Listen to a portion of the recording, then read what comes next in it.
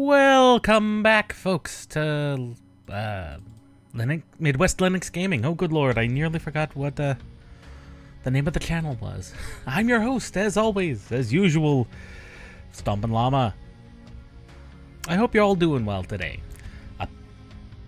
Apparently, I forgot to add, when I purchased the Legacy Collection, as well as X-Dive Offline, them to the actual game list. So, I'm just adding those really quick. Dive Offline. There we go. Now we just need to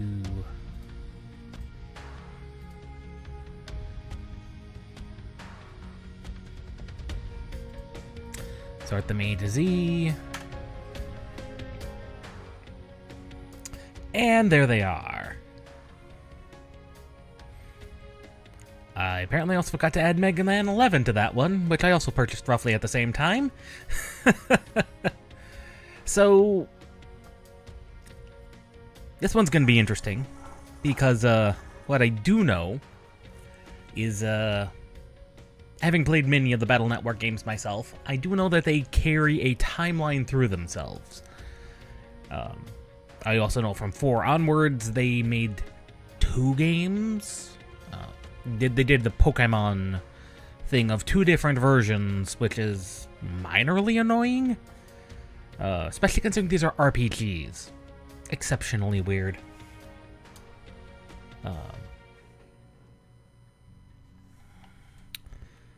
So, I forgot to load up the ProtonDB, but I doubt that's going to be entirely necessary, considering these are just a bunch of Mega Man games, and they do tend to just work. So, we will begin with Legacy Collection 1, which is full of the Battle Network games that I have, in fact, played before. Like, a lot of them.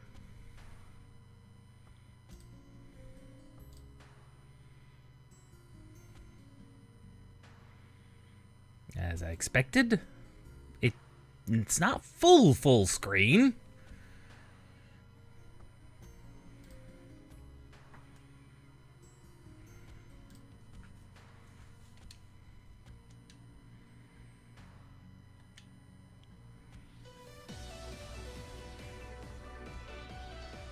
It's got a pretty good intro music, to be honest.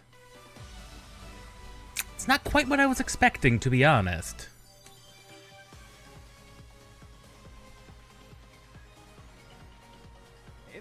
I'm Mega Man. I'll be your navvy while you play. Let's do this thing.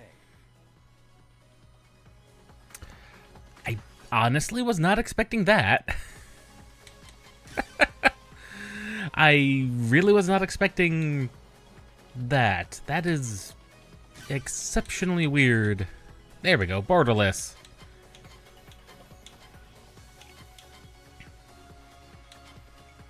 It's not often they tell you what color space to use. Very few games will give you this option. Most of them will just start in standard sRGB. I believe Rec 709 is what we're actually using.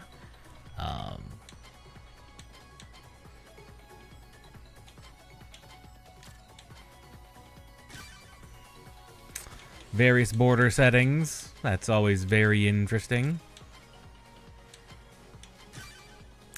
Actually surprisingly quiet, all things considered, considering they go... Oh, it only goes up to 4. And then a maximum. That's kind of weird.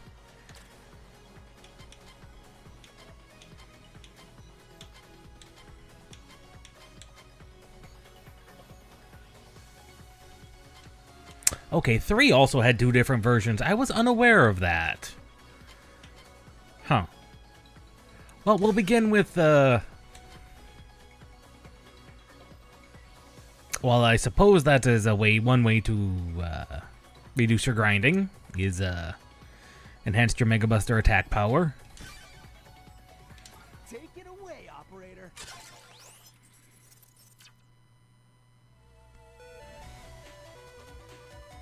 So let's begin with Mega Man Battle Network 1 and see how well this plays.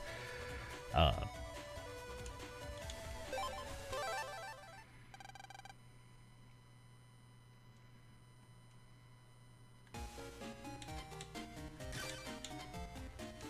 did not see filter. There we go. That looks much better. The smoothing filter just is entirely unnecessary.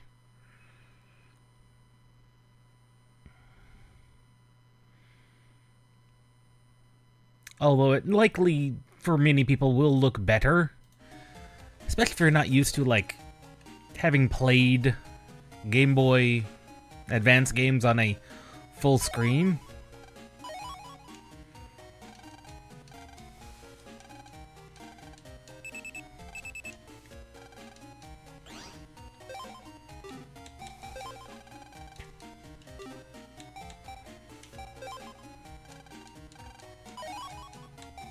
Cross gun.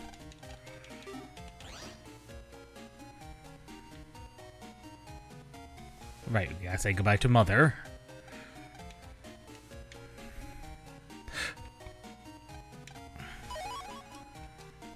Couple of chips. And mail. Now, one of the more interesting things about the Battle Network series, especially early on, if you were unaware, good lord, I don't remember being this jittery on the original hardware. Must be an emulation thing. Or maybe recompiling or whatever they did to specifically make it work. I don't remember doing that.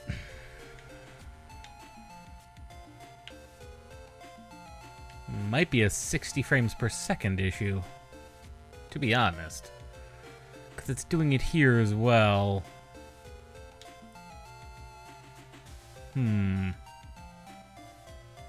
Anyway, as I was saying, the Battle Network series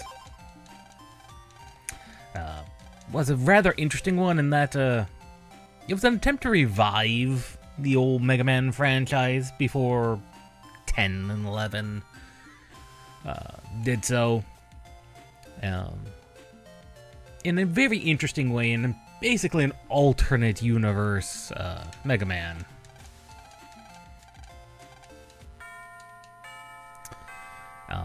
Also had, oddly enough, I'm not a anime adaptation, which was very weird and interesting.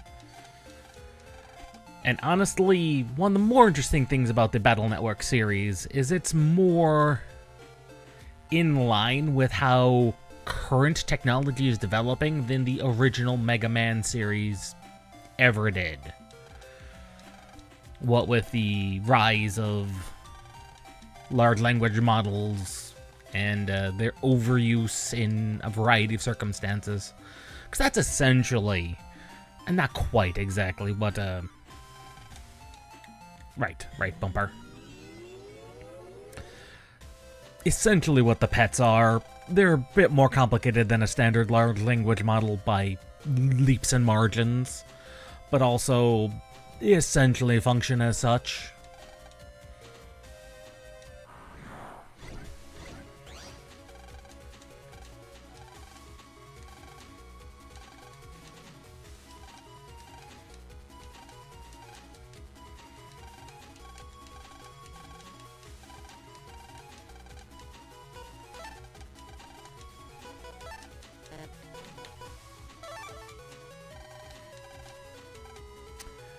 Shoot with B.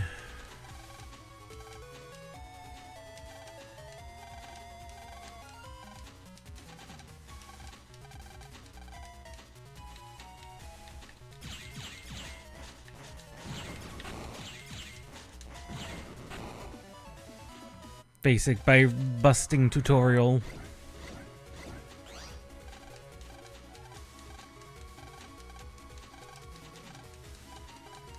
Okay, standard things. You can only send chips of that same type or that have the same number pattern, the same letter associated with them. and they let you perform combos. For example, the fairly common one is to steal, and then you just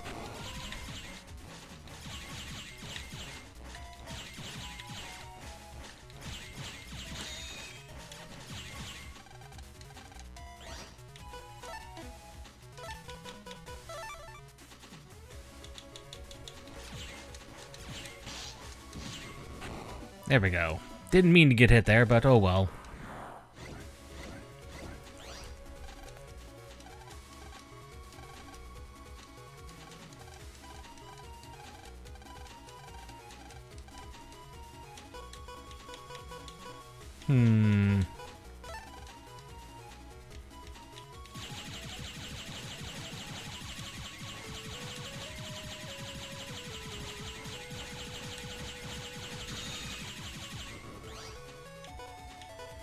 There we go.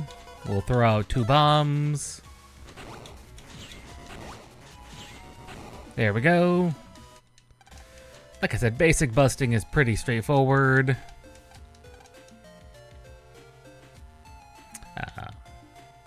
Just trying to progress as quickly as possible. Normally we would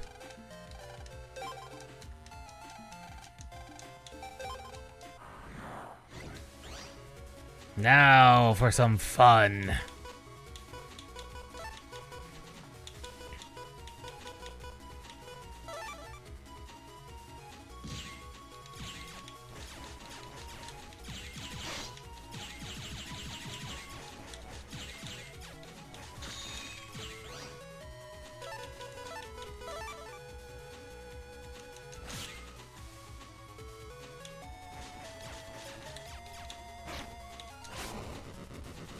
Really relatively easy to beat the early Guts Man.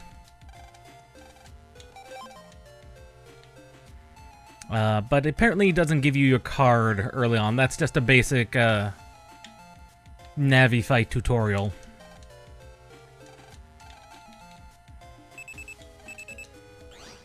Really is quite simple.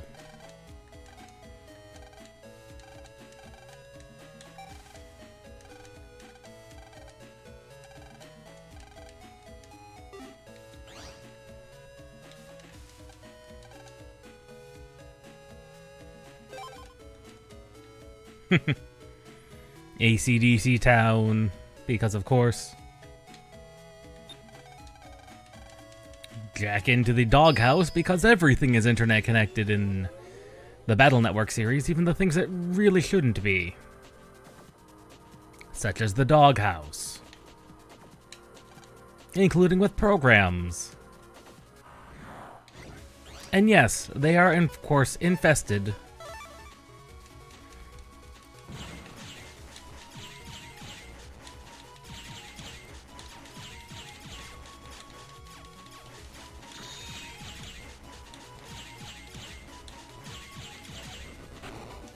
And your actual fights are, of course, graded based on busting level, and you do get either virus data or money based on your rating and just random chance. But the reason you log in, you try and jack into everything you can, is because you never know what you're going to find.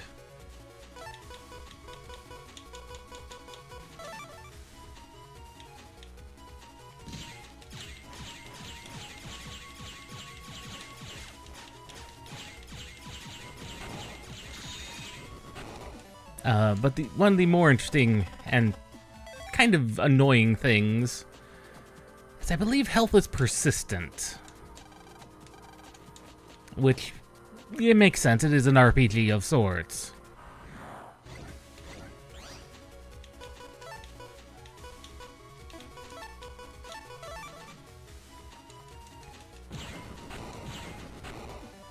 I believe that's an S. That's your high. That's one of the highest rankings there.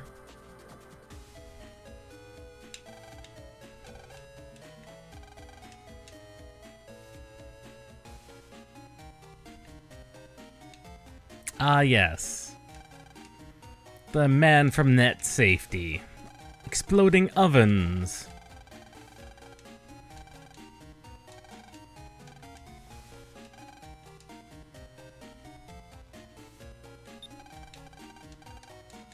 It's not foreshadowing in the slightest. And of course, their version of the internet is everyone's got a basic home site, which is basically your computer. And of course, everything is infested.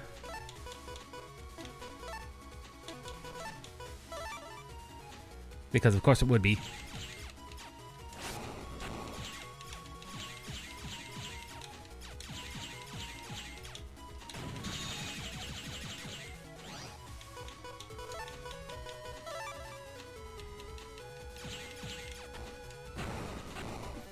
Now, one of the more interesting things about these guys, as you saw, is they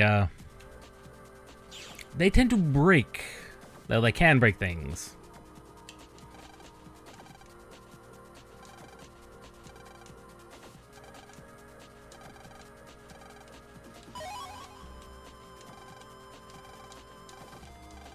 And of course, you do have your own connection to the internet.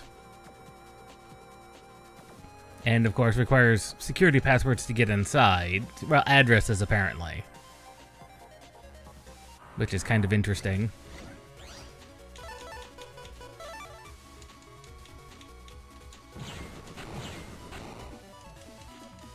Under just 2 seconds. Basic shockwave. Now we have already seen the upgraded Met tools. And like I said, these are got some fairly standard Mega Man enemies, which is quite nice. No L's there.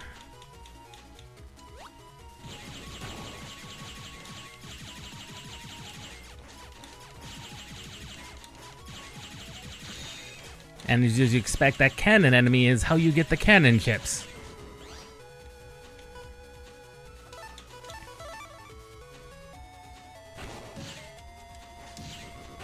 And that's the cross gun. And of course, some enemies do give out a variety of chips. Like, not only does Meteor give out the standard shockwave ability, but as you saw there, also gives out the guard ability. Occasionally.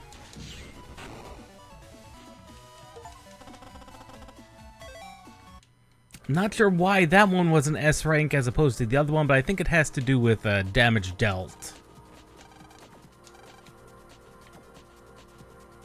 Foreshadowing for later in the game.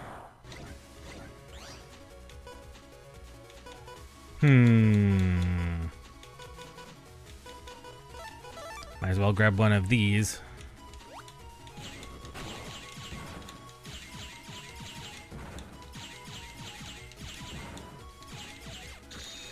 A bit more dangerous to engage.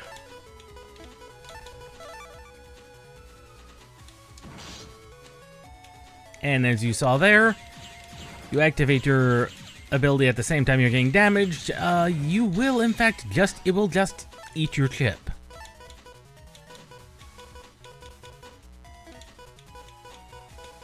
Of course, both of those are L's.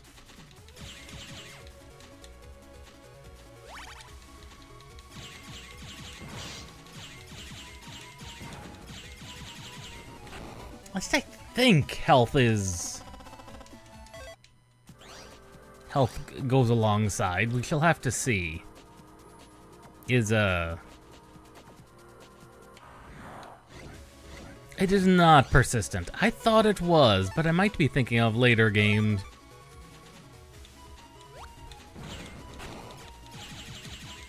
And yes, you can just play around with these Met tools and just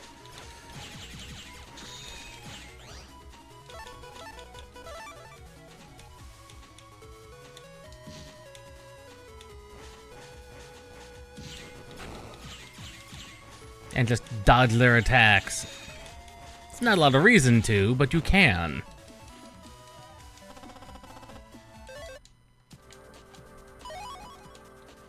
Free monies. It never does hurt to explore, and these are basically your dungeons.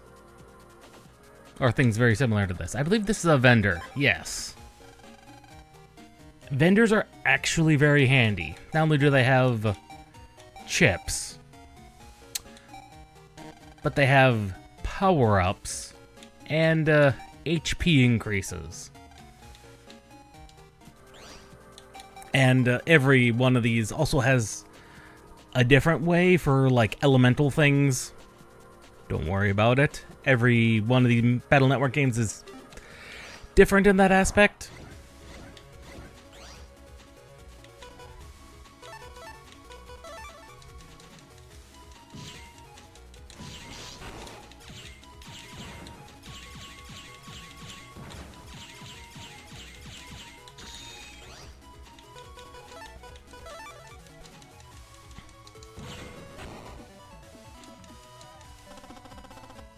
As you can see, cannons give you cannons.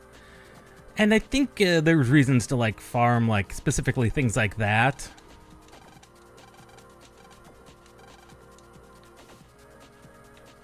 I think it's because they can drop ones that are...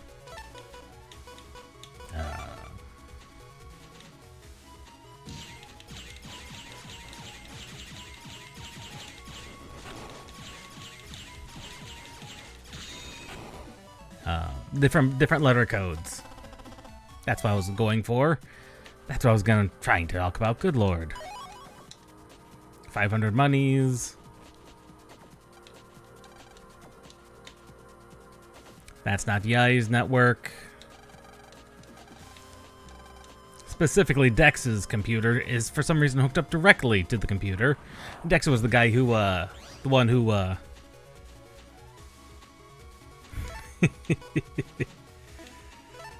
oh, it's going to give me this option. This is a fun option. Because watch this bird.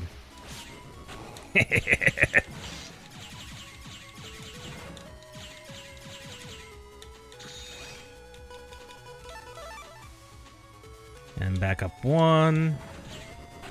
Bomb. That bird enemy is, it's quite fun, especially if you get his chip, because it basically, you summon him, and you go flying through the closest enemy. Oh, through the enemies in a straight line. You might also wonder why well, you might have figured out why I'm getting as close as possible to the enemies when I'm Buster dueling them. And that is exactly because the closer you are to the enemy, the faster you shoot. It's a interesting and odd little mechanic.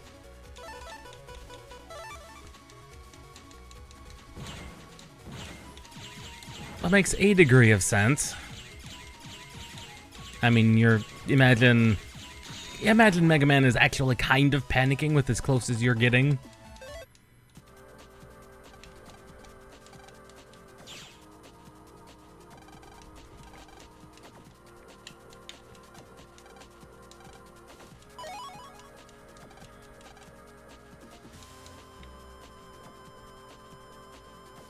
Now, the internet is a great navigation way of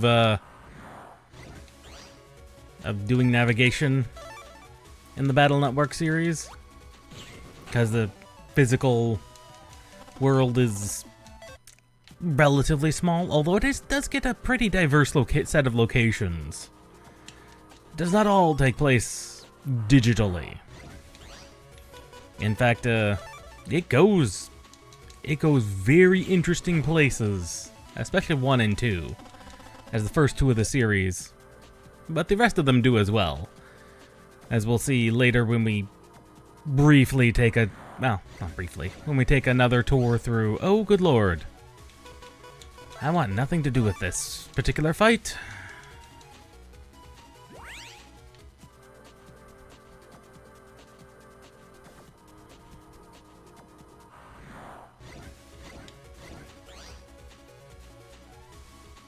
I still want nothing to do with this particular fight.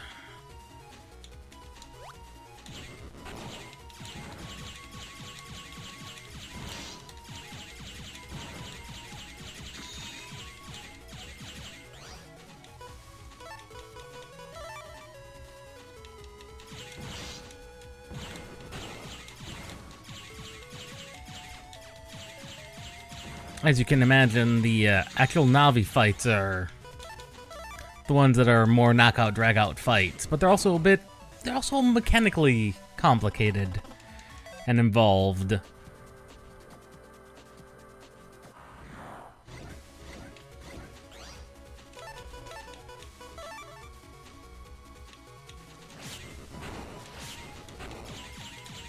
That's two of those bird enemies down.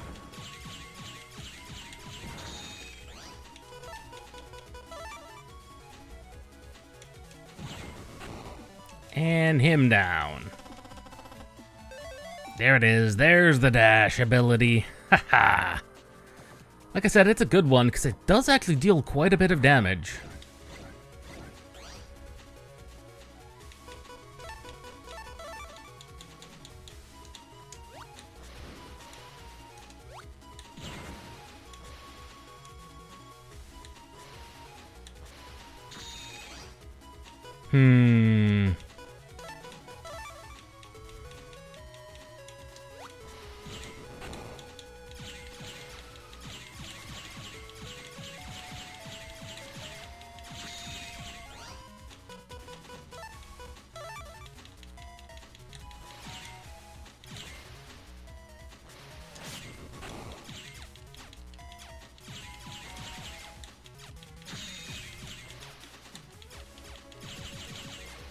See how much faster that goes? It's like there's travel time on the bullets, but there clearly isn't.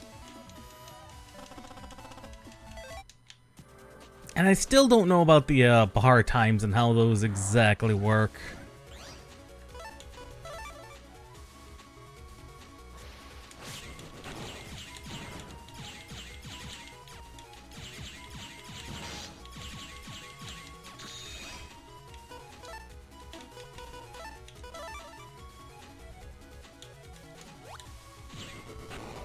And the bombs are actually really fun to use. Mostly because you can just throw them and forget.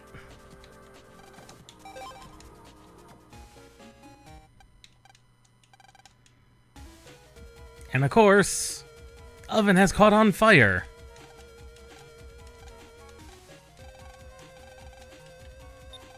And of course, an internet-connected oven you could just jack into.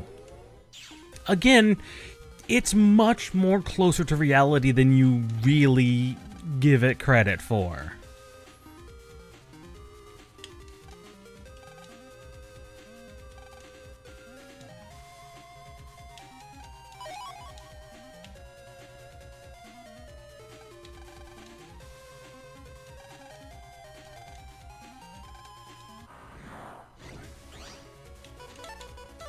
It's just a Metool. It's not harder than any other Metool we've stumbled across. We even beat that one in less than a second. But still didn't get S rank.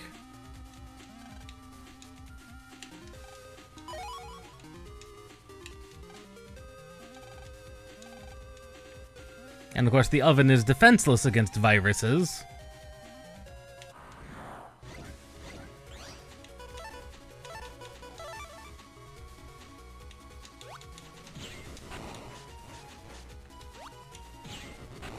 And double bomb.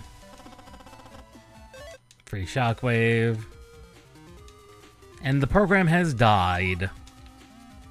Again, much closer to reality than you would expect. And these are the actual dungeons.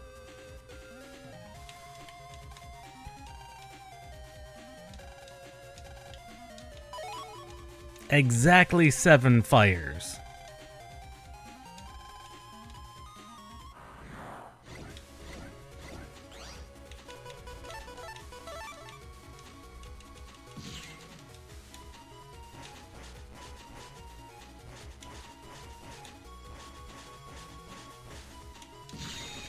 There we go. Wasn't quite fast enough to kill them all that way, but they still did S-rank that somehow.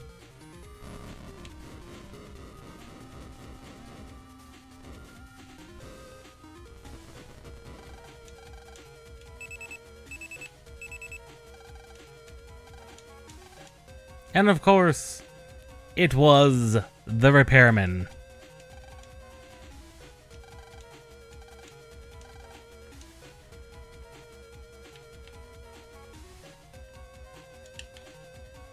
I know there's a fire extinguisher somewhere. I can't remember where.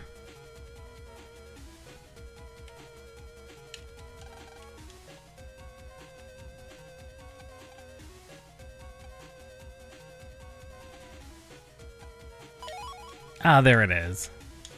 For some reason, Lan K has the fire extinguisher in his room. Well, it's technically a, like, super soaker, but still, ridiculous things.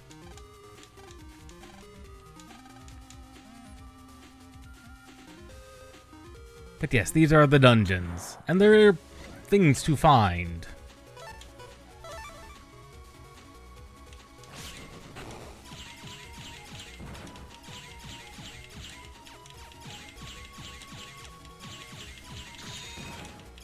I did spend a good amount of time playing these games growing up.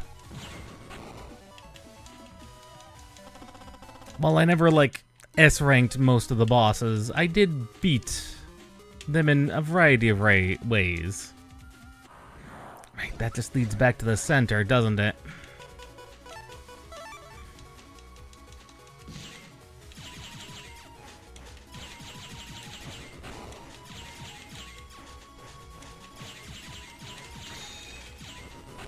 But I also discovered that the speed stat is actually one of the better ones to use.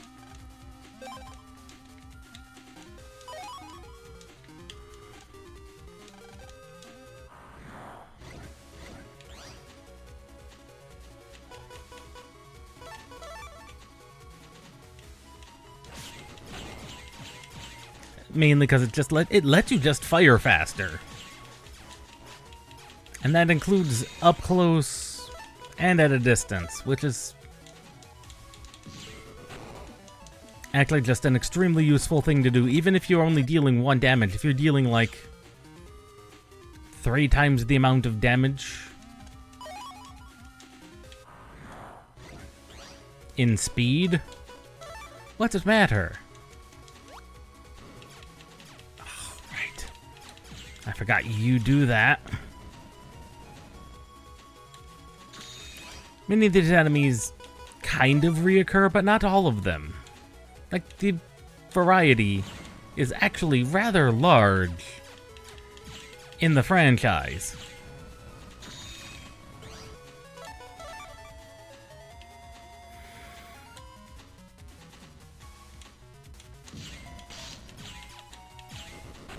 Right, he just doesn't like being on the same level as you.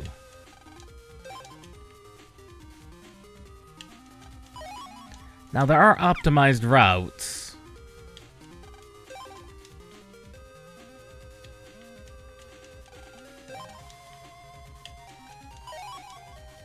Little Bomb. I believe that is the one this guy drops.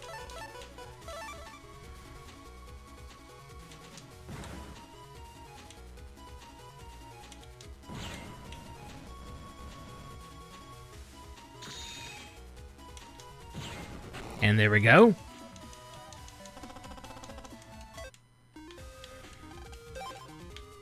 And yes, diagonal movement is a thing. I don't think that goes anywhere.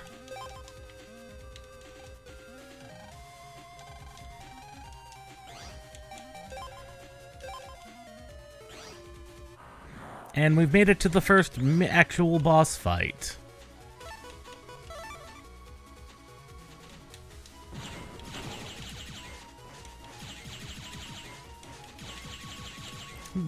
The first dungeon is never particularly long.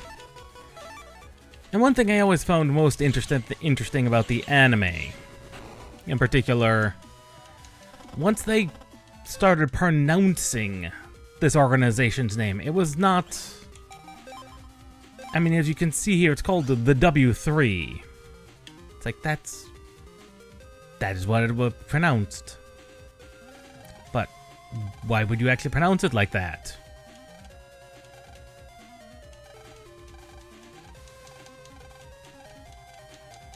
And yes, these are all classic Mega Man enemies.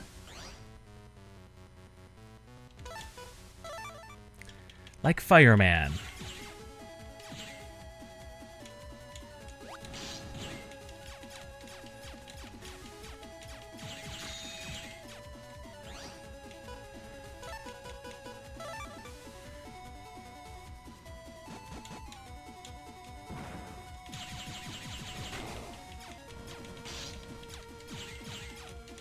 He does hurt a little bit. There's no way around that.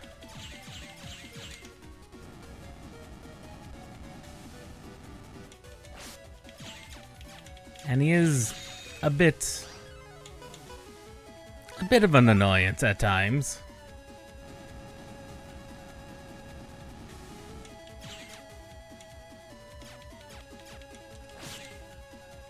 But to deal enough damage to him, he will just stop. And generally that's done with chips.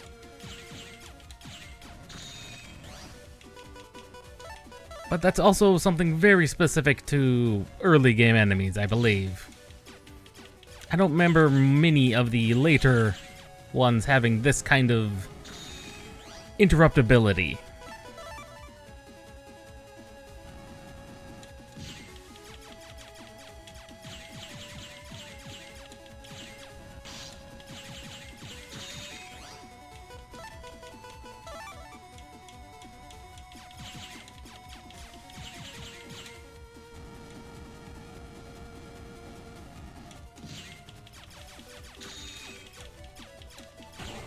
And that is Fireman deleted.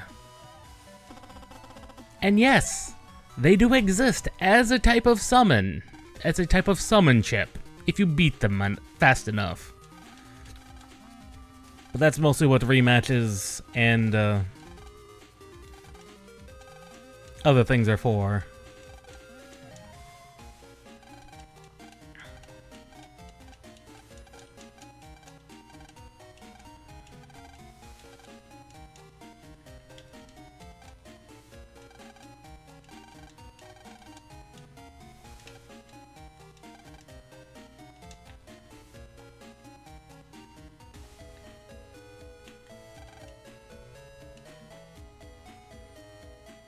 Now, of course, the thing is to go around, explore, and interact with the characters. By the way, this is Yai. She is the youngest in the classroom by a couple of years, by several years. Certified genius, but also extremely rich. Okay. As you can tell by the estate and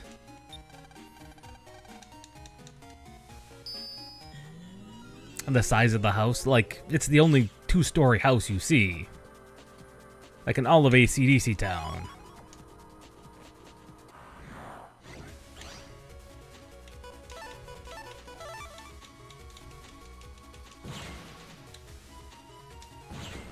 Double cannon and dasher there. I believe there is a bestiary. Yeah, there it is for Little Bomb. I don't know if there is actually an actual bestiary or not.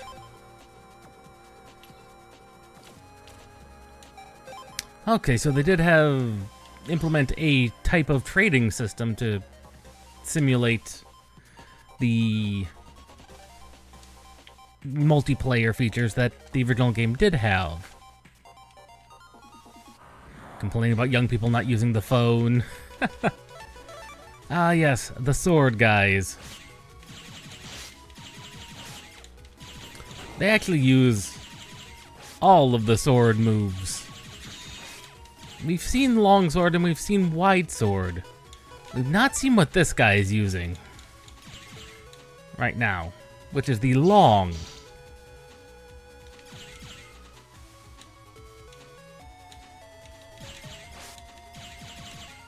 We've seen Standard Sword. Unfortunately, he did remove our capability of,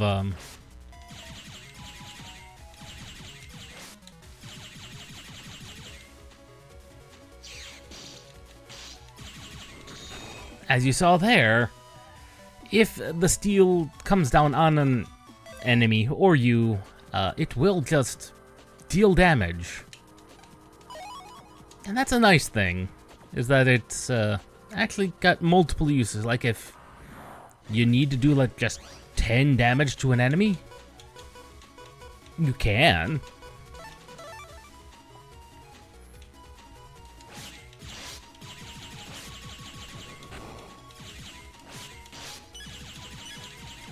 As you can see, however, those guys also do hurt like a son of a gun, and that does lead into your busting level.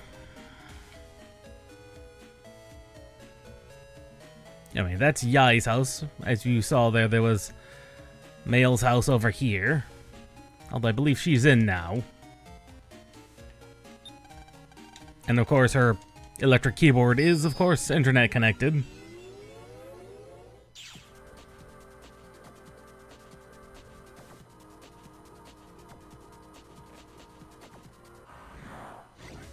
Like, it is kind of a, futuristic take on the net, but also kind of interesting in that everyone's got their own AI assistant that is kind of universally based.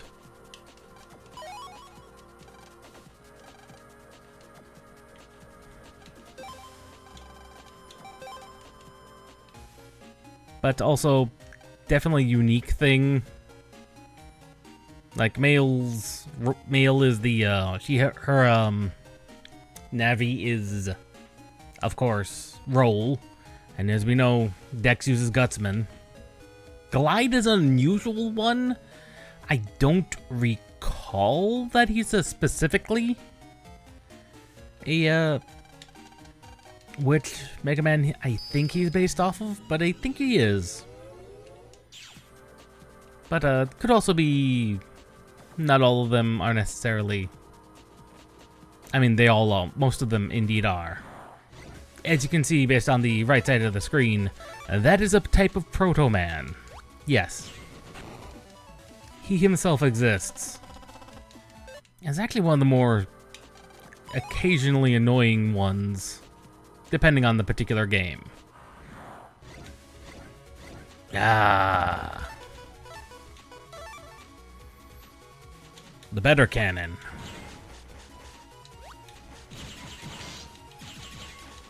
And the faster cannon. Ow. And I got myself deleted because I'm not paying that much attention. I was only partially paying attention.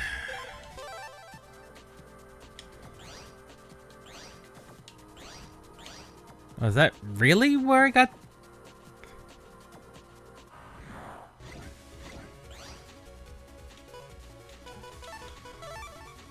Did it really just start me over here?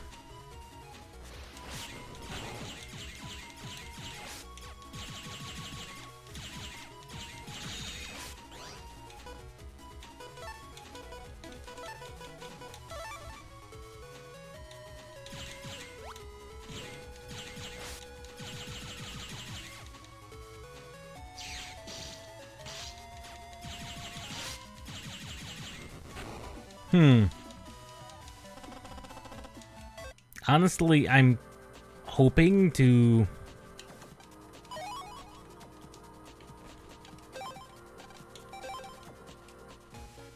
Oh, I'm way back at Yai's place. Oh, man. That most definitely was not where... That must have been where I saved last. Huh. How unusual.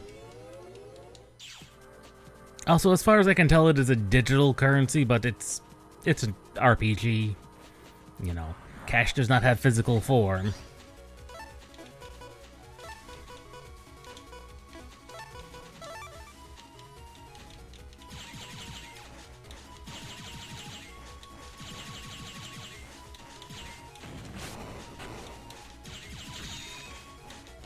Also, yes, as you might be thinking, yes, you can, in fact, just mess with the Met tool by taking out the square in front of it, and it will just swing its axe, its pickaxe, impotently. Poor thing. Oh, these ghosts. I remember these things being a pain.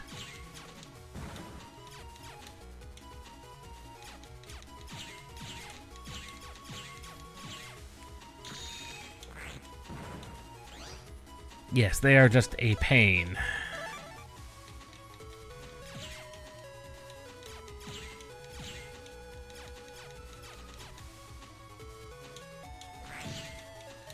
You have to be stupid fast on either the Buster or on the on their counterattack. Fortunately, their chip is just obscenely powerful.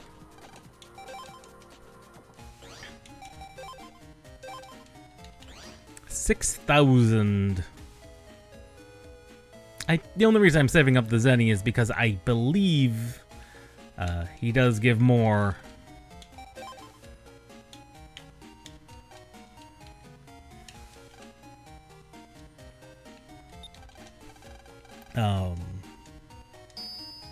I'm not even sure where I was going with that. Multiple power-up cards. That's what I was going for. And of course, the prices do increase as you go through. Let's go with this option. This will be a good option.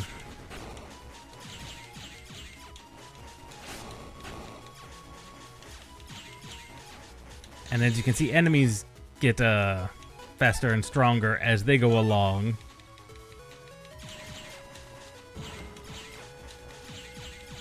And that's a way to try and incentivize you to upgrade.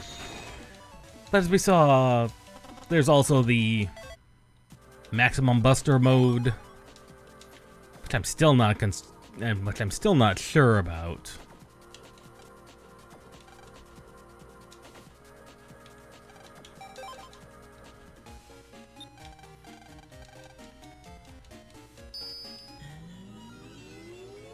Now, of course, as I said, there are rematches to be done. And the enemies do upgrade as well. So it's not like you're going to be statically facing off against the same form of enemies all the time.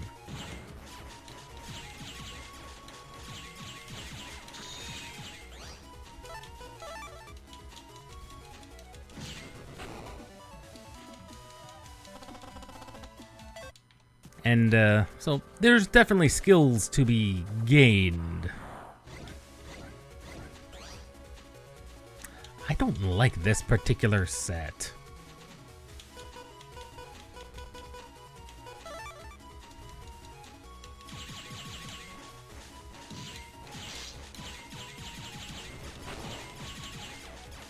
As you can see here, the upgraded Met tools annoyingly have the one ability that a lot of Met tools in some Mega Man games have, which is they hide under their helmet and are completely invulnerable. Just a minor annoyance. What I can say is that it has run surprisingly flawlessly.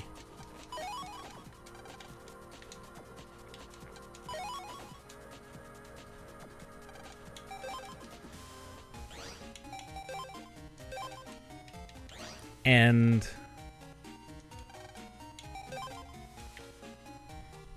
that is a very good thing to see. Now, you might think that, oh, well, this is a small map, and this is, in fact, a small map. The school has its own thing. Also, you'll be surprised what it does and doesn't in the story have a jack in port.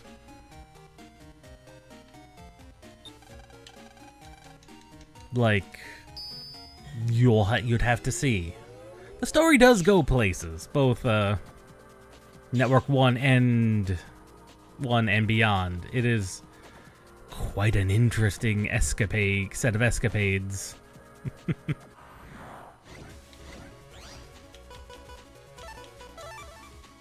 And a quite interesting set of stories. Like I said, this is an alternate universe as opposed to the standard Mega Man universe, which every other Mega Man game takes place in. Yes, that includes Legends.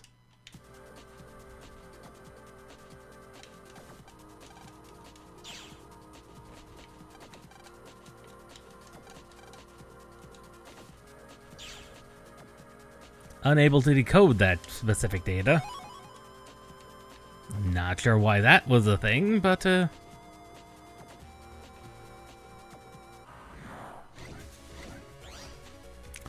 was a thing.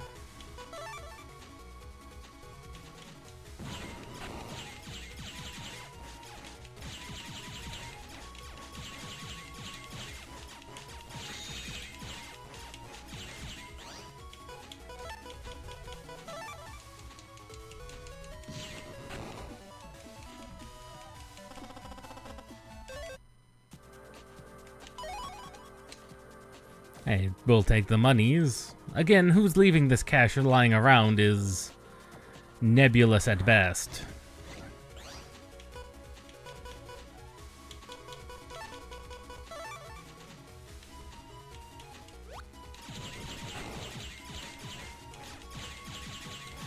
Like, who keeps losing this, who keeps, you know, just dropping this loose change in the digital world with the digital currency is a question. Now, the virus busting, that to a degree makes a degree of sense.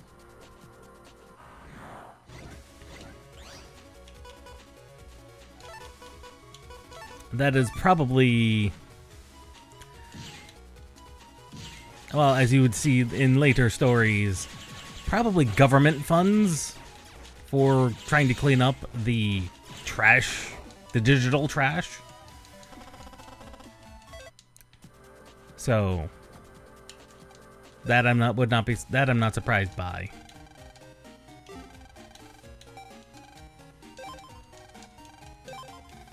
By the 2 power-ups that are available. And here we go. Attack, which is just your standard damage. Rapid, again. How fast you fire, and your charge ability, which is a standard charge ability that, you know, Mega Man's Beyond, was it 2? No, it wasn't 2. Was it 3? Mega Man games have had for a while. Speed, however, is always been my priority.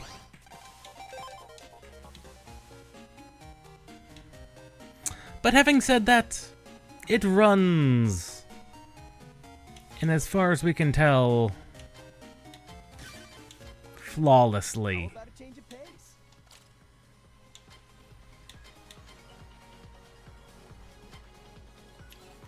Nothing like a net battle to get the blood flowing. So, that was Legacy Collection, Mega Man Battle Network Legacy Collection 1. It runs very well. And so, that seems to be perfectly fine. It's most definitely something I would, you know,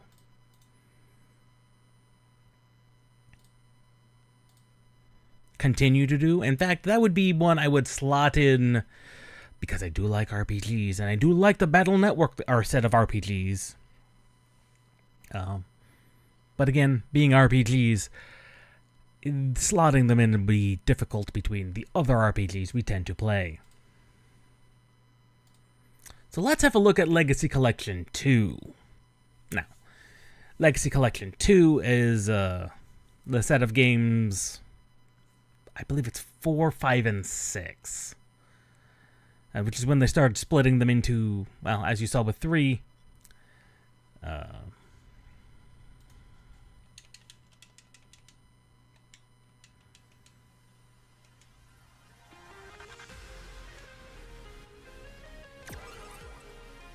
And it's going to do the exact same thing with Mega Man, isn't it? Hey there, I'm Mega Man. I'll be your Navi while you play. Let's do this thing.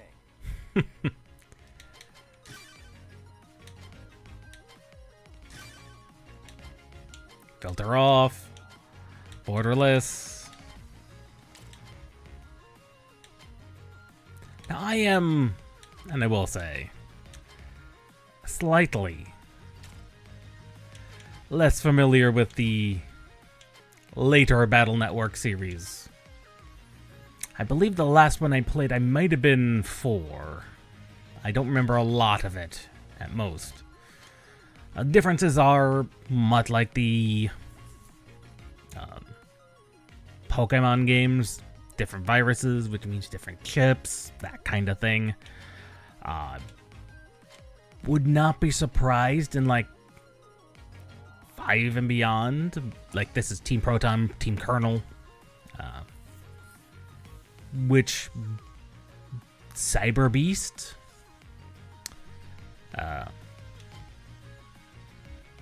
You know, like has some impact on the story, but like some of the Pokemon versions do, but only minorly to a degree.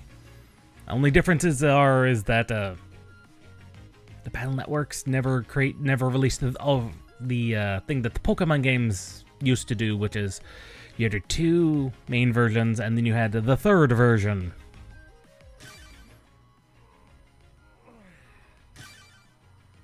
Take it away, operator. Now, having said that, I'm less familiar with them. I most definitely am.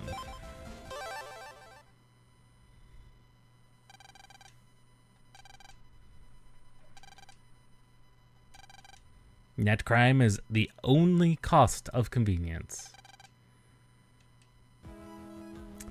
Oh yes, I definitely did play 4. This looks highly familiar.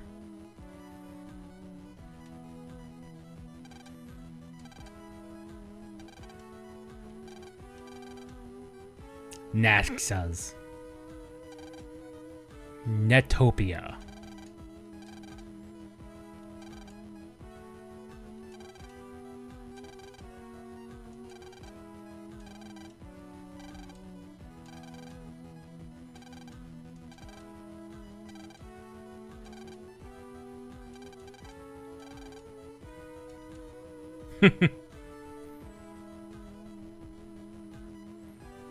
Yes, this is the most definitely the last one of the series I played. I may have played a little bit of Cyber Beast. I don't exactly remember.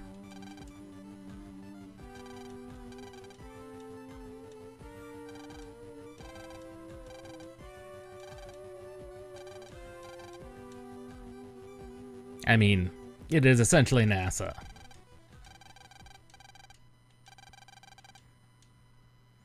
Yes, something is heading towards Earth.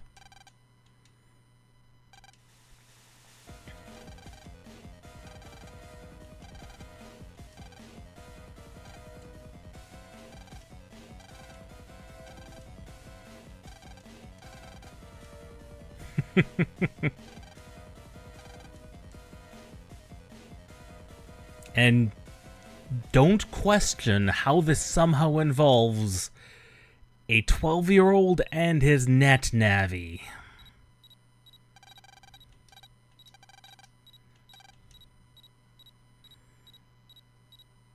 Now, one of the more interesting things is you can already see Land's PC has changed, as has the design of the pet itself. But that is fairly expected. It went from a fairly standard boxy thing to, well, something much more sophisticated.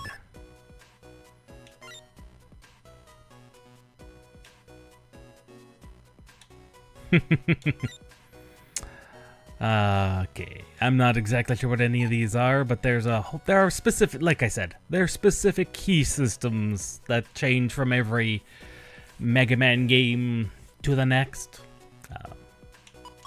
As you can see, armors are now gone. But now we have these mega chips and giga chips. I don't know what they are. And your chip folder is only like there, as you can see here, there is now size limits on the weapons to make sure you don't carry too many of a specific type of chip.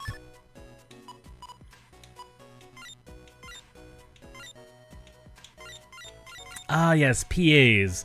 This is something that existed in, I believe it started in Mega Man Battle Network 1, but 2 specifically calls it out quite a bit. PAs are program advances. It's when you put a variety of chips in a specific sequence, and it creates a super-powered version. Best example would be those sword enemies. We saw we had the sword chip, the wide sword chip. There's a third one called the long sword. If you get them all in the exact same letter, and do it in that order, sword, wide sword, long sword, creates a really powerful sword ability. It's really powerful.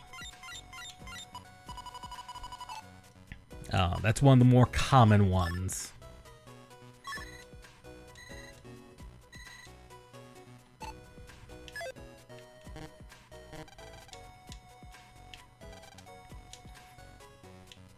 As you can see here, the house stays mostly the same. It's gotten a little bit of an upgrade, as general, pixel art got a little bit better detailed in its resolutions.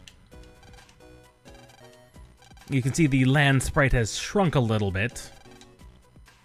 Microwave is broken. Not the oven, mind you. Well, they call it a microwave. It probably is, actually. The microwave. Mr. Prog, a program.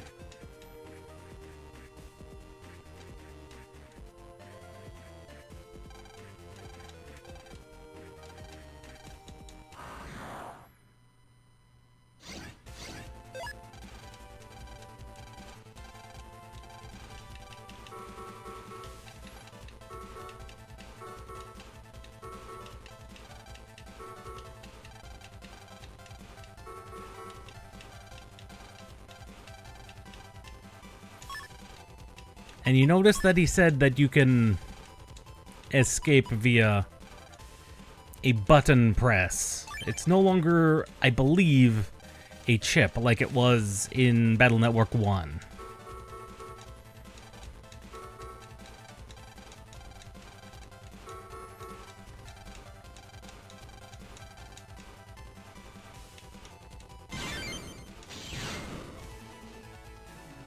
Now, what you saw there was a counterattack.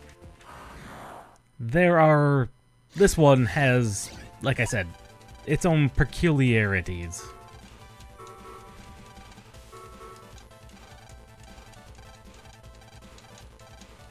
Yes, and some chips do have the star. And star is anything. And as you can see, it's no longer called the steal, it's called area grab.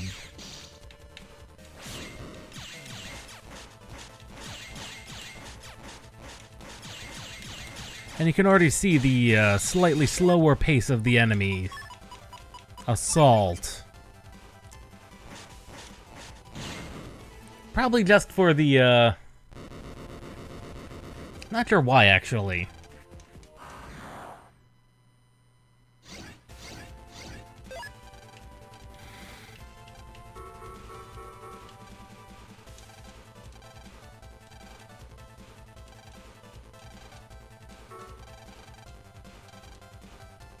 Full synchro.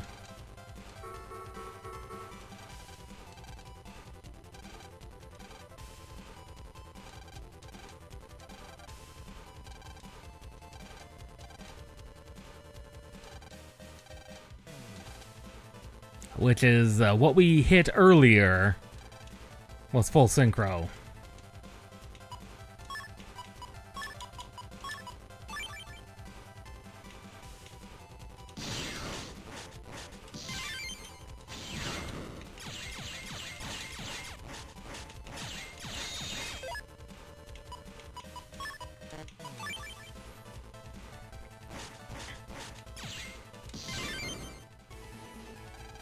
And that is, like I said, specific to and introduced in this particular version.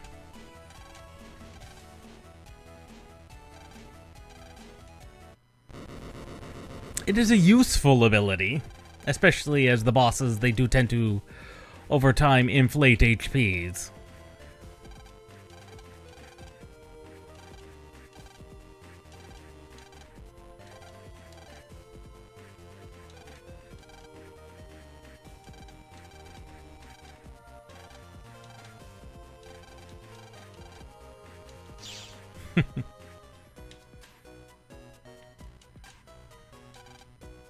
AC/DC 3.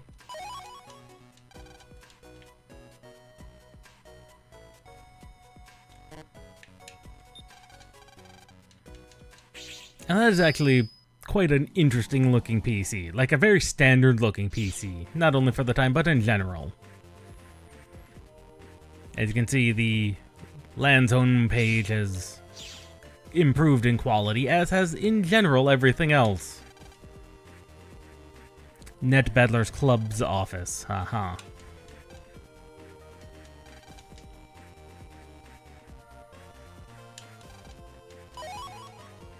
Crack out. Star. A sub-chip, huh? I don't remember what sub-chips do, to be honest. But it's likely something important. Ah yes, that is how you get the access codes now, as they're blocked by security cubes.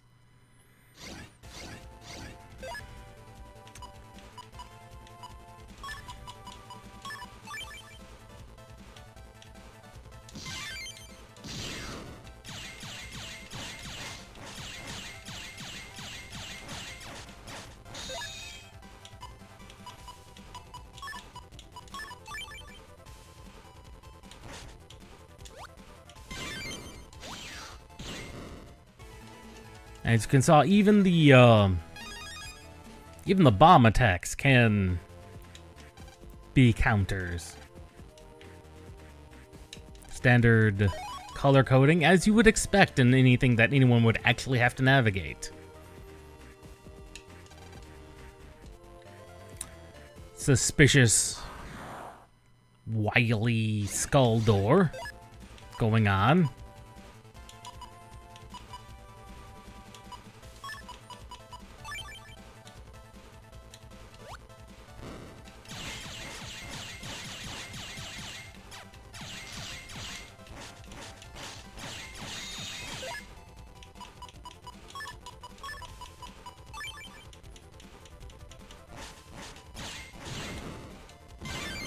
Counter hit on him.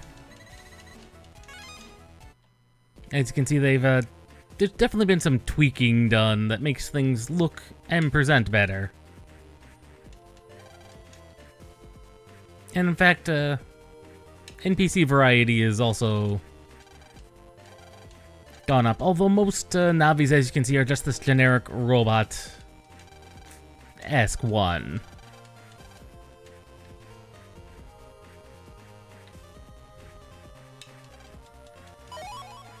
And there's another wide sword. Net dealer, but he's not open. Of course not.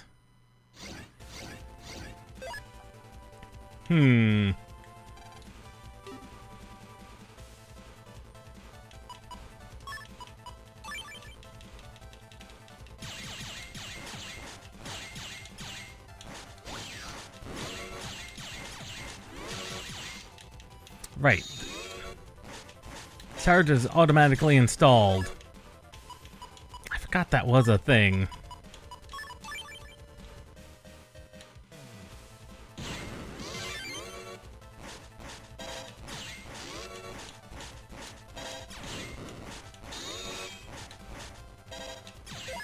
And as you can see, it does substantially more damage.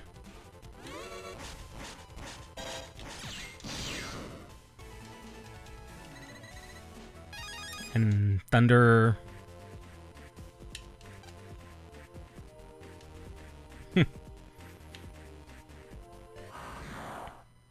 Like, I do appreciate the changes they make every one of these games. It is pretty cool.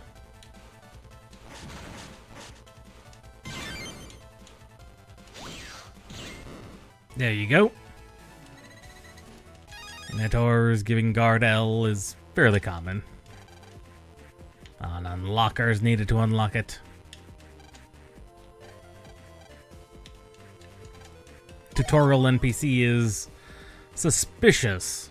I was right. Health is persistent. It just apparently isn't in the first game. So we really should spend some time to recover some HP. At some point.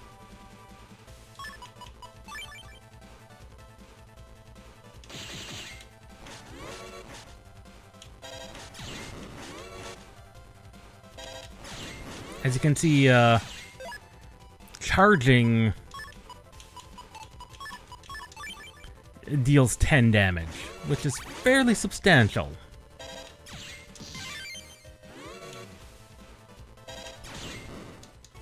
So it does give an incentive to charge. Whereas I believe originally it's not that. I think it's a double of damage, but I don't think it's, you know, that big of a multiplicative in the original. Though I could be wrong. Again, it's been years since I played the original Battle Network and Battle Network 2. It's also been years since I played 4, so take that with as you will.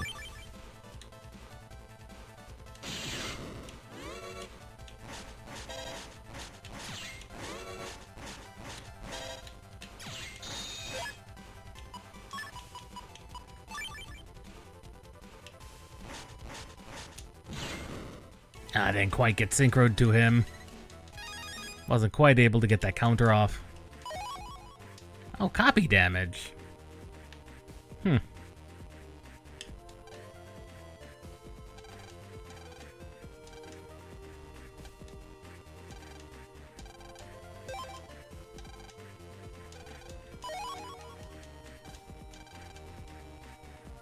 We could jack out, or we could continue to explore.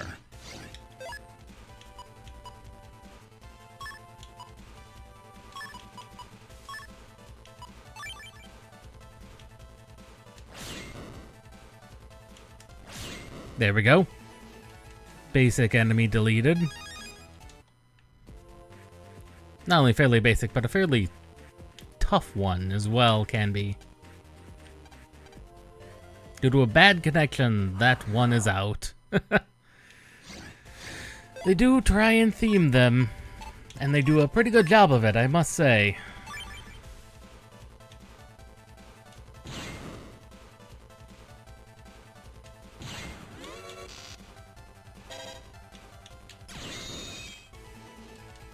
And I don't remember if that thunder actually pursues you or not. I think it might.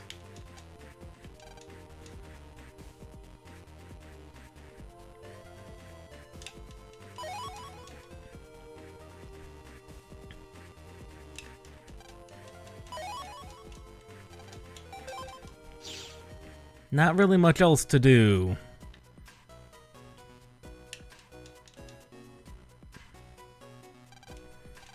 There's the recover patch. And of course, Lan's father is the programming expert. I won't spoil a ton of the backstory because it's actually rather interesting. And actually kind of related to just the general lore of at least the first couple of games.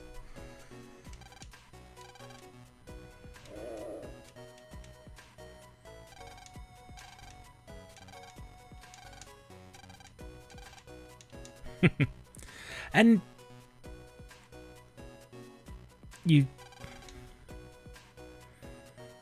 it's most definitely got an interesting thing. There's definitely an interesting thing. It's that we don't exactly know what country this takes place in, but it is some type of a utopia. Well, I'd say utopia, but it's not really a utopia given the amount of net crime going on. Especially that the 12-year-old Lan gets involved in so much of it. in stopping it. It's actually rather funny. At least I believe he was 12. He might be a bit older than that, but he's definitely no more than like 14 at tops. Yeah, that background is not smoothly scrolling like it really should have. Yeah, Town. I remember this one.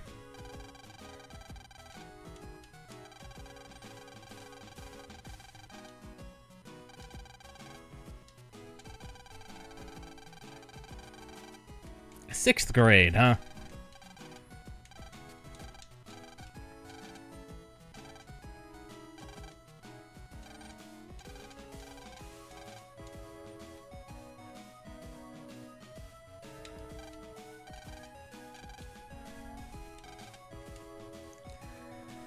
Walk around ACDC Town and see what has changed. Our house has not. Mail's house has not. However, what used to be down here, which was the subway, is now directly behind Mail's house. So they've completely rerouted the subway. The squirrel statue, which was to the north, is no longer there.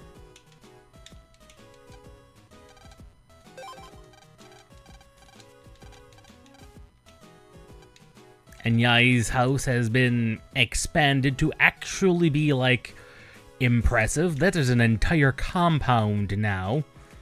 And she's now the direct neighbor, as opposed to being not quite. And there's Dex, he's also now direct neighbor.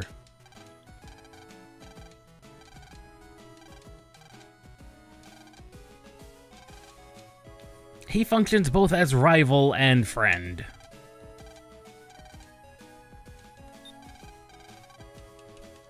It's actually quite interesting. Now, the fact you can check into the doghouse is actually a plot point in one of the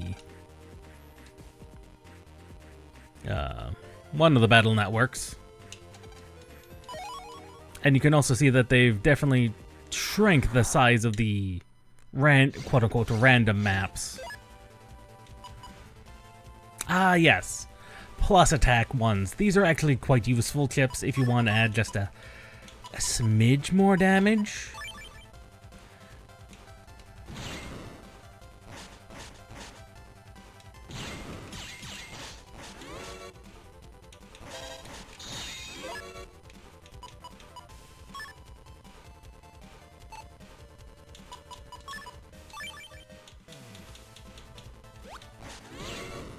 However, as you can see, they've also spiced up the enemy battlefields a little bit.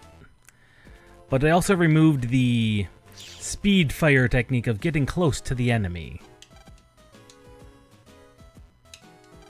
Mainly because charging has been introduced earlier.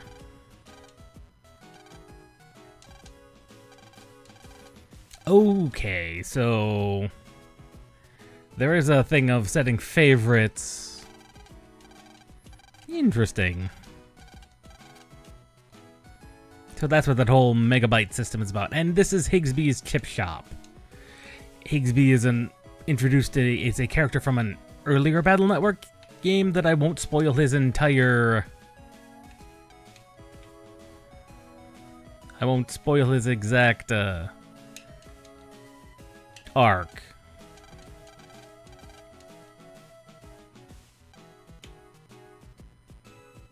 I forget what exactly... Do we have to talk to everybody?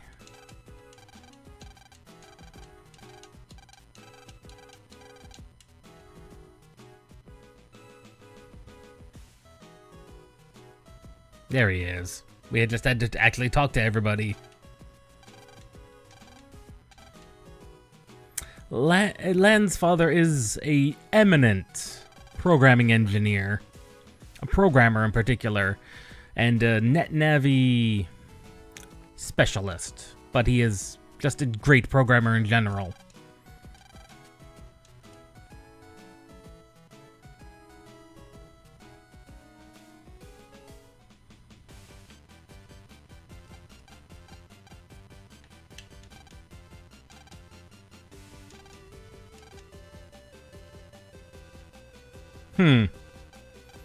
That's a specific thing related to this. And I don't remember what it is. Electric Ave.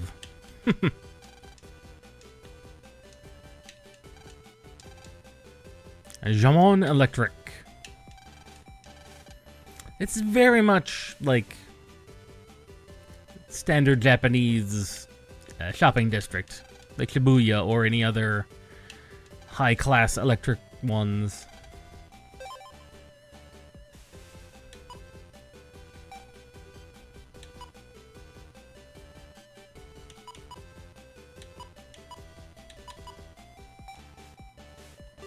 I don't know what subchips are, or why we'd even be considered about that.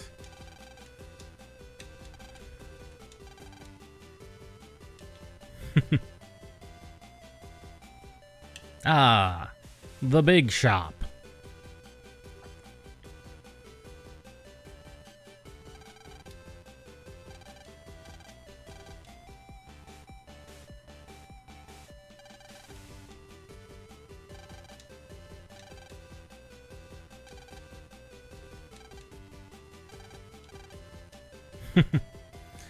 Some light bulbs.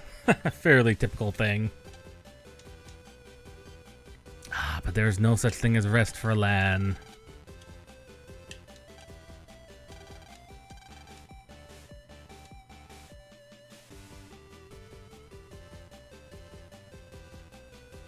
It is, in fact, very square.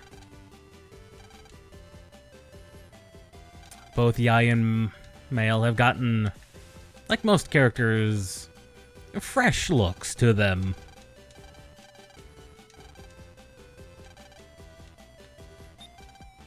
Everybody jack into the stereo. Why? It's what you do to hang out. Hello, Nightman. Or, I believe that's what he's called. I mean, he's not Nightman, but he is... No, that's Shade Man. It's Shade Man. He's very particular.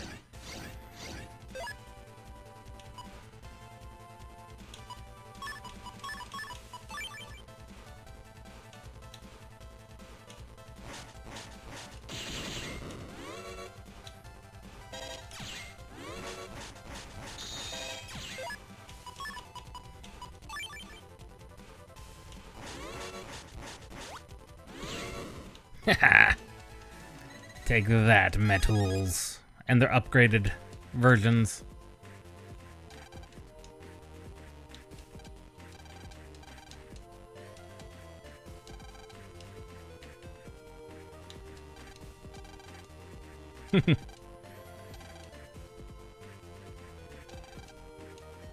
Yeah, that's another thing, is there's a relationship of sorts between my male role, Mega, and Lan. It is interesting, but it's not unheard of. And it's not anything creepy or anything. They do not play it up for laughs. It is, they are young, they are growing up. This is a thing that happens, especially in relatively small societies. Not societies, groups.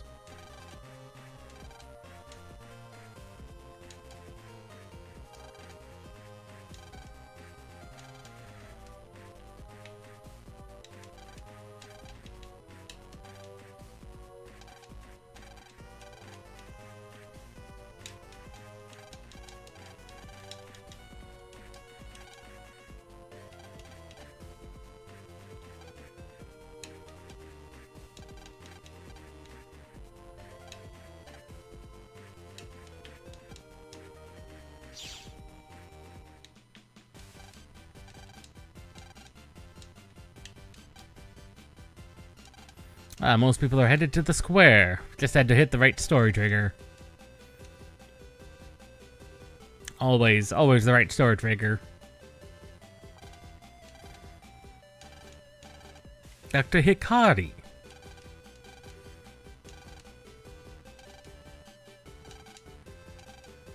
He is a very, very busy man. Netopia. Overseas. It's not the first time you go overseas. Like, various countries are in need of various experts in various fields for a variety of reasons.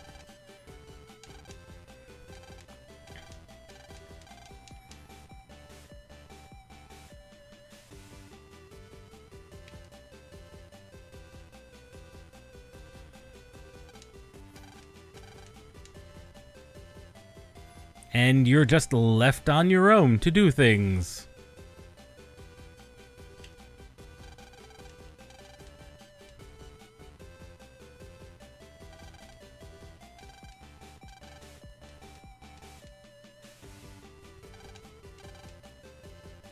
Density Net Battle Committee.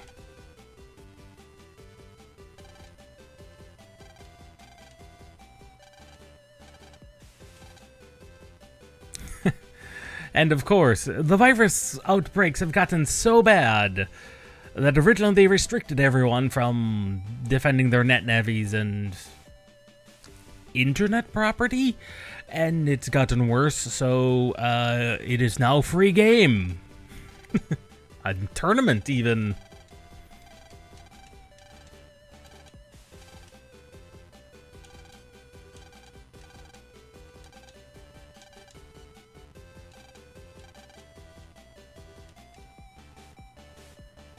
Suspicious man is suspicious.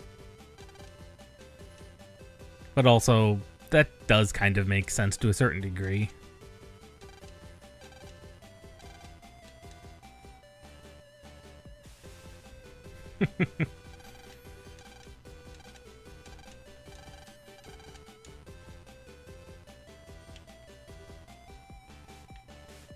And that is, by the way, an extremely large stereo.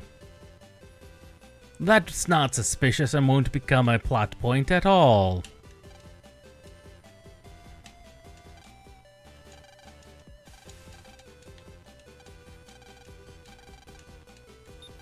Uh-oh. 3 people's navis have been eviscerated?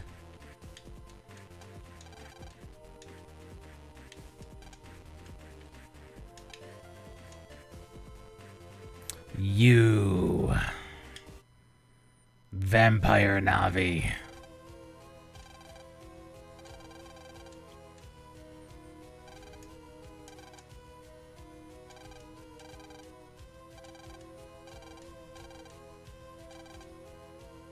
A lady Navi.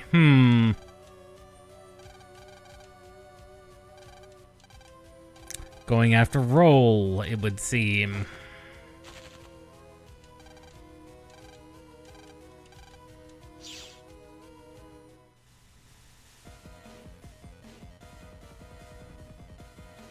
And now things get by some untraps just for unlocking of datas. You never know when you're going to need them.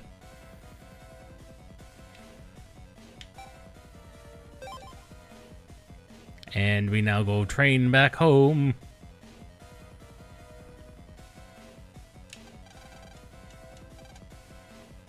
Uh-oh, things are in uproar. Are we already too late? We may be too late.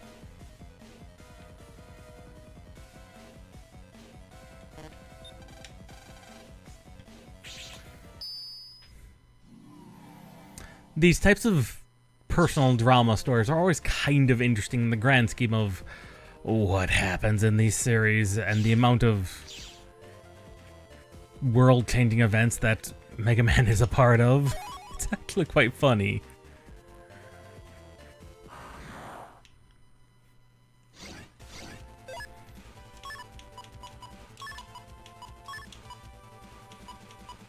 That thing will do 50 damage now.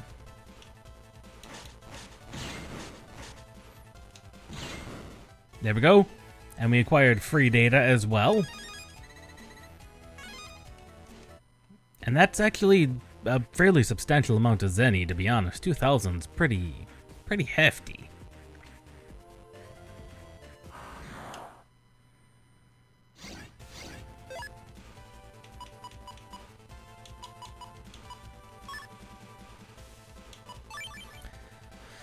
Although one of the more interesting things is, he said he wanted to eat on a female Navi, but there aren't that many, you know, male or female differentiations in net Navis in particular. Especially the generic models. Although we must continue to chase down Vampire Man. I know I've already given his name away, but it's Shade Man. I just can't believe it is.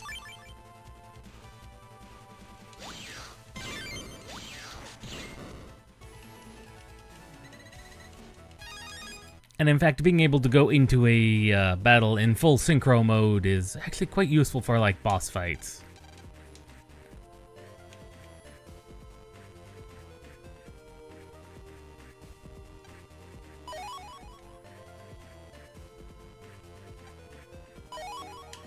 Heat shot D. Ah, there we are.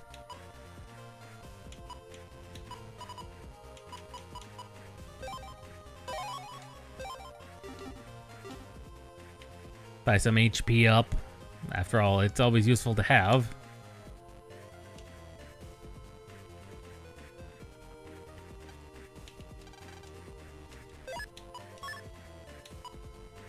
Ah, that's an untrap. I need an unlocker. That's a different one altogether. I see, I see. We could follow the trail of broken bodies. In fact, we have to.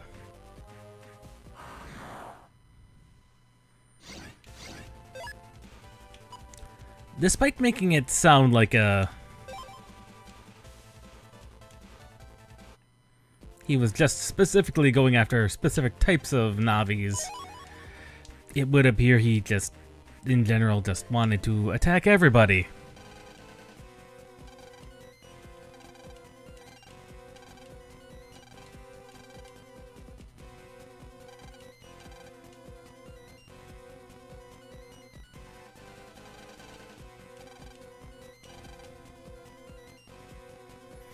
Ah, yes, broken.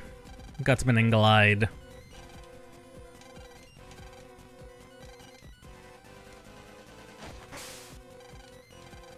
And she has been kidnapped.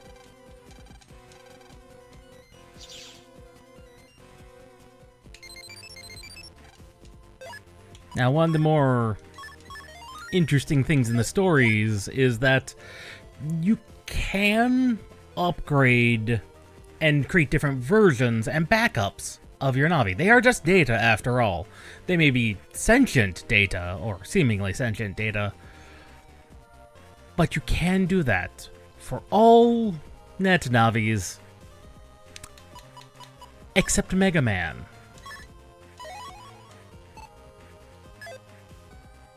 Mega Man is a unique case.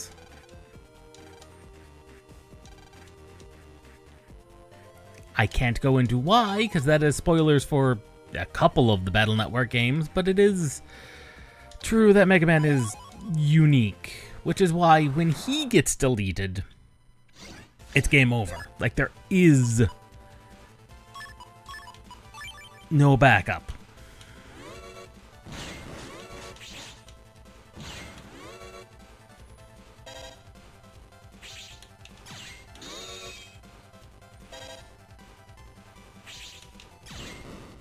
And that is an unusual thing for net Navis, because again, they are just data.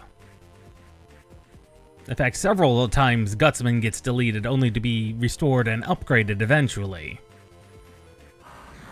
So it is not unusual. At all.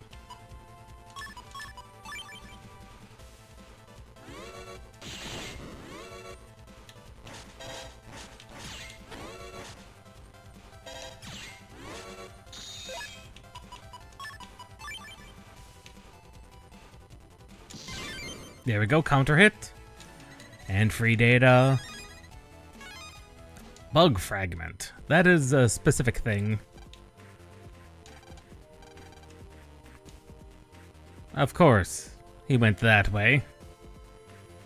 A direction we cannot directly go to. I guess why would it not be?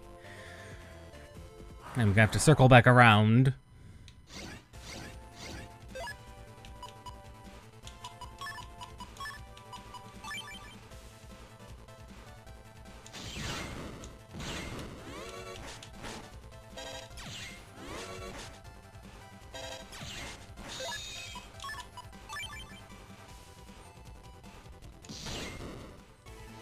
Didn't quite get the counter hit there. I was a little early.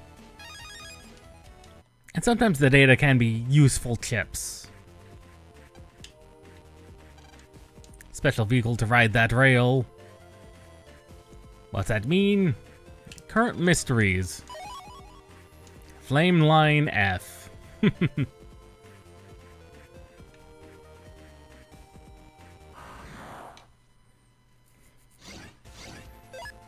And as you can see, they're introducing quite a interesting variety of enemies.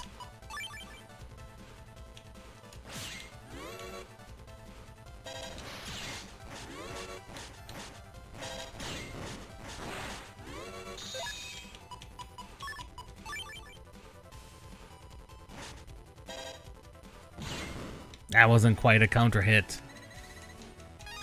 That might be why they slowed down enemy animations. Was to enable the counter hit system to work slightly better. Well, to make it a bit more obvious perhaps, especially for someone who's new to the series, as some people might be.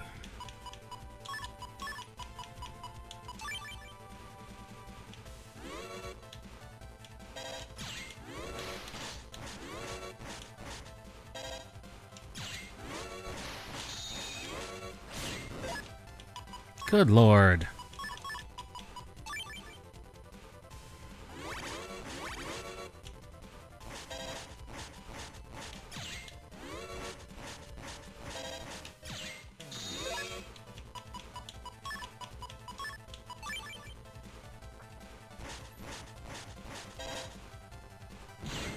I was a little slow, I guess, on that one.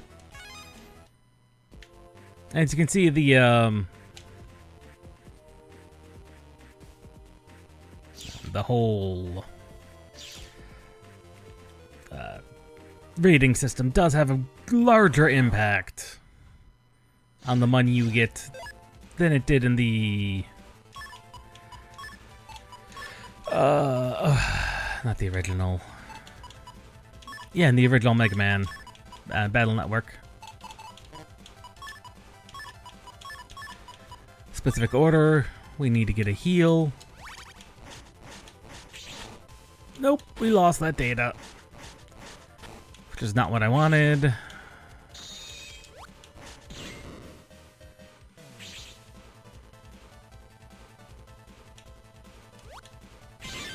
Counter hit him.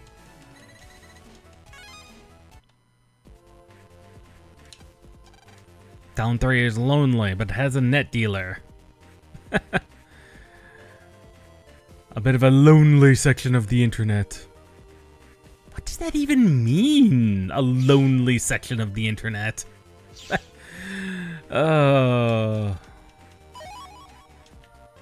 that is an unusual choice of words.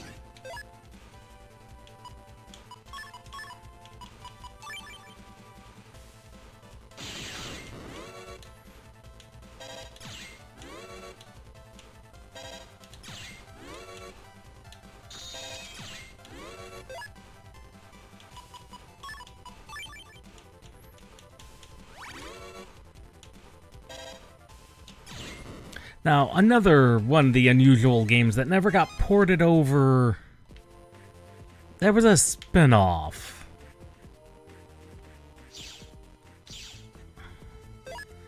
A spin-off of the Battle Network games that was that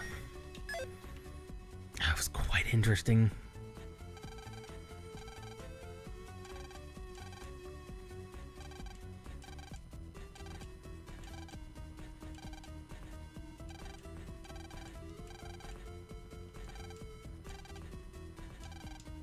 It's an Electown.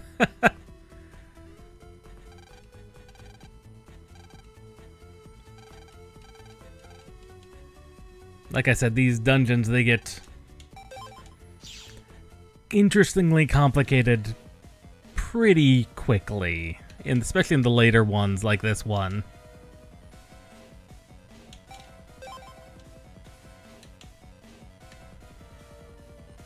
The Tower Memorial. That would be the tower over here. Terrible headache, you say?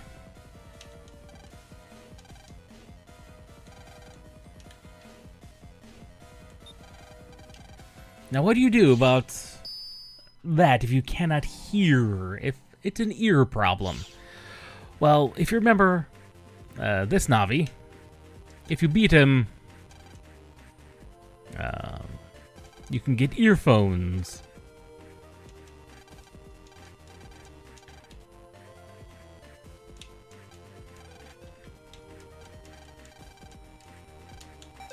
Or supposedly, that's what we have to do, but we need to...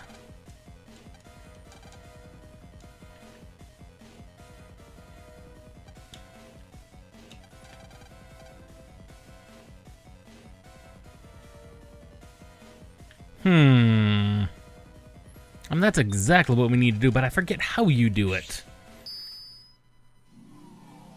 Because clearly we're not allowed in to just enter.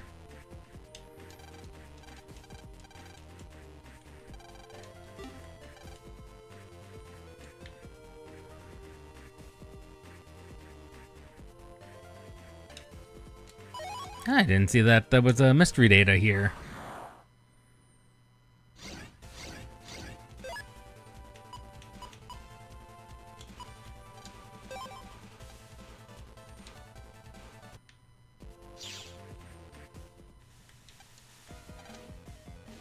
Another way to the square, huh? Well, there's the other way. That's this way. Ah, yes, this way. For some reason, this works. Because I guess Lan needed to see for himself that this is an unsafe idea. He is a young child.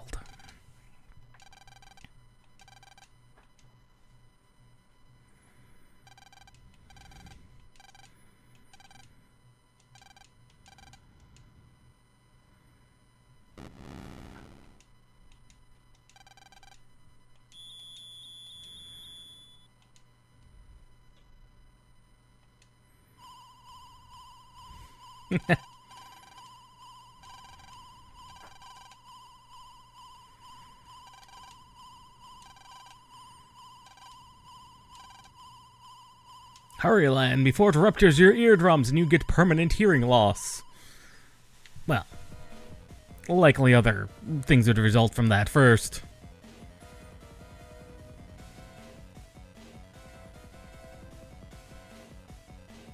So there's one thing we have to do. And now the campaign is going on just randomly, conveniently. Now it's going on. Because of course it is.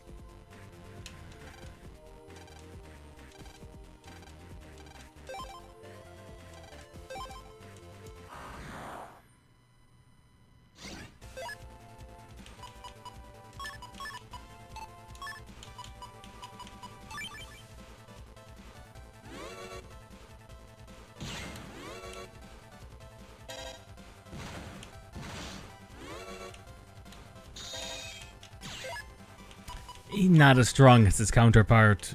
That is likely very true.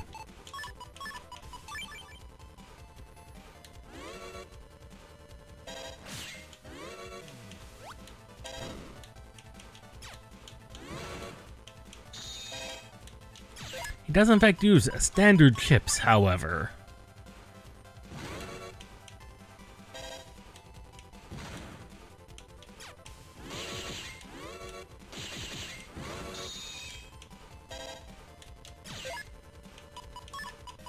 Very standard chips. Counter it right on the end.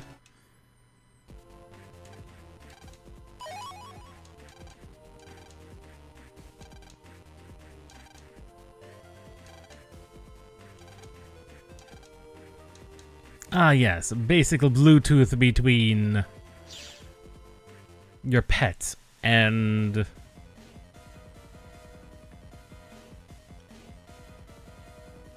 you. How that exactly works, I'm not exactly sure, but apparently the speaker on the pet is no longer displaying, no longer putting out sound. And the fact that it's just a standard set of headphones that are sound neutralizing is terrifying.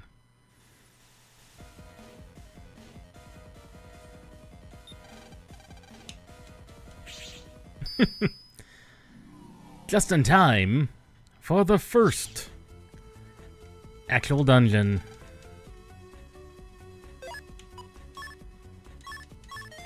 At least I believe he's called Shade Man. I would be surprised if he's called anything else.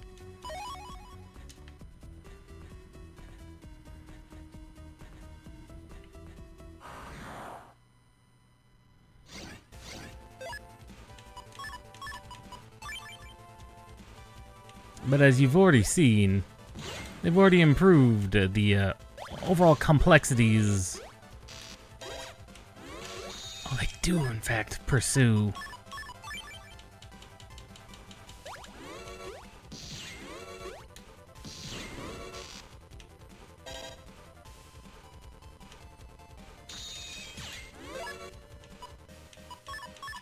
I thought that electric bolt did that. There we go. Destroyed. Took a chunk of health, on the other hand. Did take a good chunk of our health, however.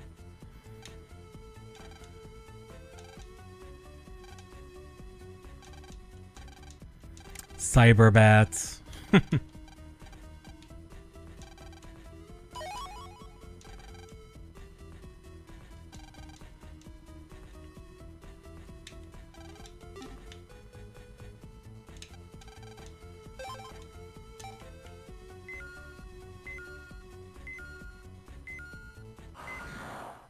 I'll blast it.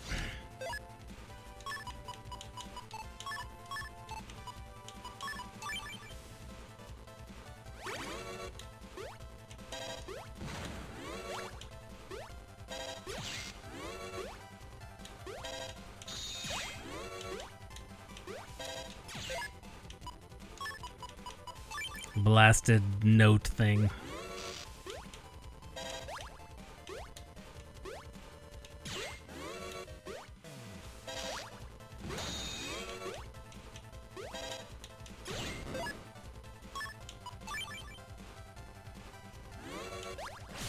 There we go. Take that, jumping thing.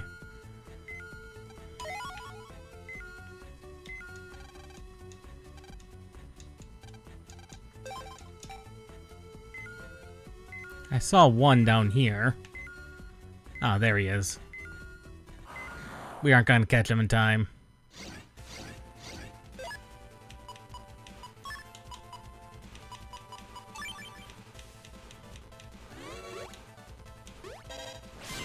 Triple delete and a counter, all in one.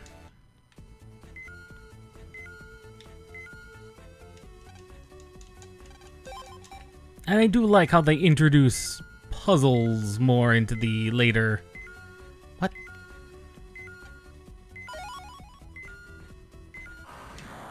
Oh, are you kidding? We are right there.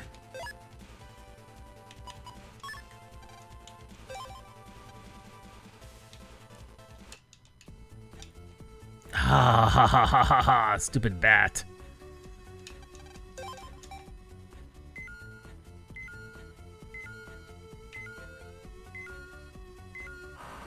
Oh, are you kidding?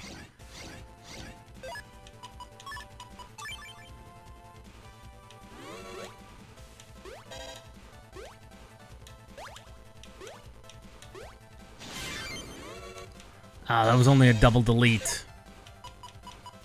That's not quite a triple delete.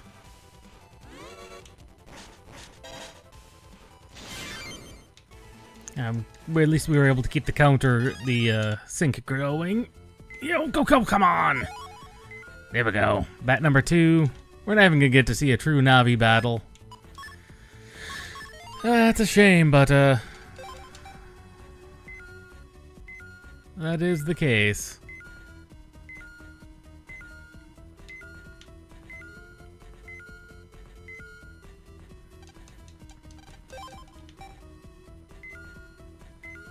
It could maybe be argued the reason that the sonar system only lasts for 10 seconds is that is the standard beam being fired in everyone's earwaves.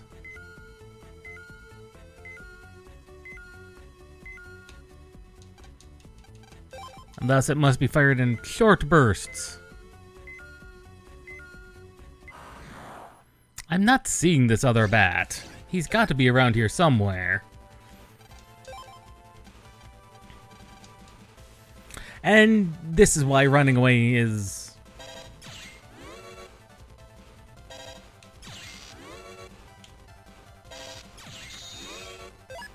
Is it an annoyance? Yes.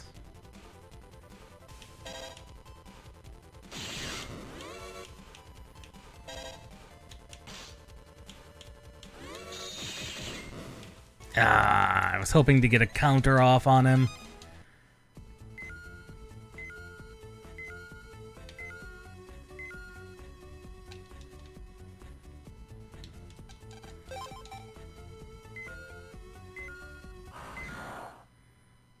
I'm not even sure we're gonna find this bat in time.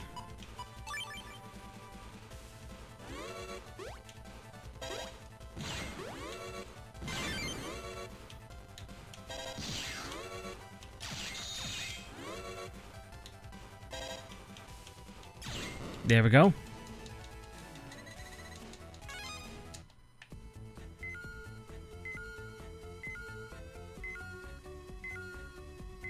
There he is.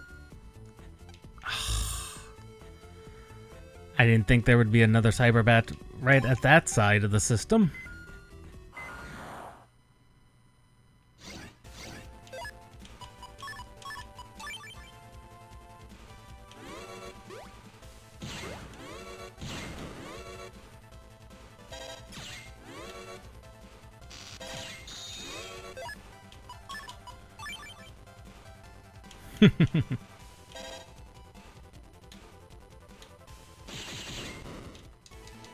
No counter there.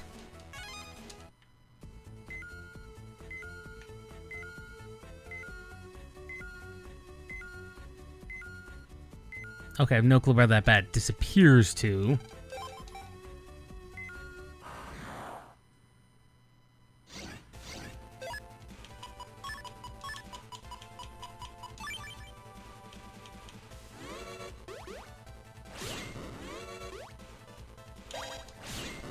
There we go, double single delete. There you are. I think that's all 3 bats.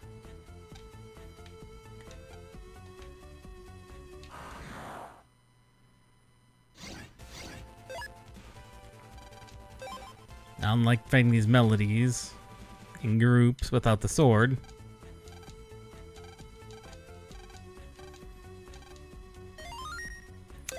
Well, what we can say, it runs flawlessly, and that is to be expected. You were awesome back there. And that is good to see. So that is 2 of the Mega Man games completed. Now we do have to figure out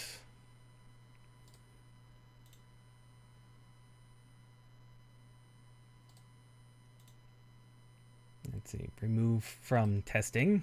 There we go. And we put there we go. Which means we only have, well, a few to play. next one is probably one of the more interesting ones and one I'm very familiar with, which is the Zero and ZX series. Although more the Zero series than the ZX series. So yes, we go from the spin-off series, the Battle Network series,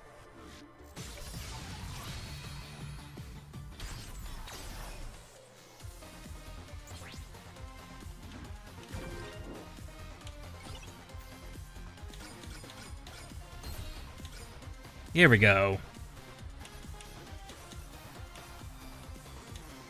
We'll play filterless. There we go. There we go, borderless window. 1440. VSync off. And we have two series technically to look at. We have the Zero series, which follows directly after the X series. In fact, this basically was what was planned after X5, and in fact follows best after X5 in the storyline. But Capcom had them make many more X games before the Zero series got launched. As you can see, 4 games in the Zero series. 01, 02, 3, and 4, which is a very interesting set to do.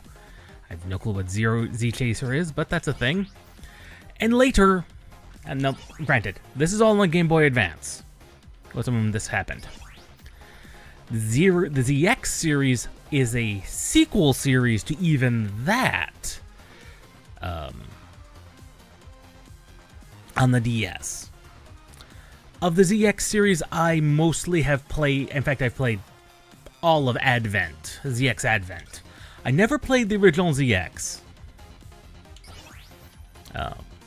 For reasons that I just never bought the ZX series, and just never bought ZX. By the time it came around as a thing, it well, it was not one I purchased, which is unfortunate.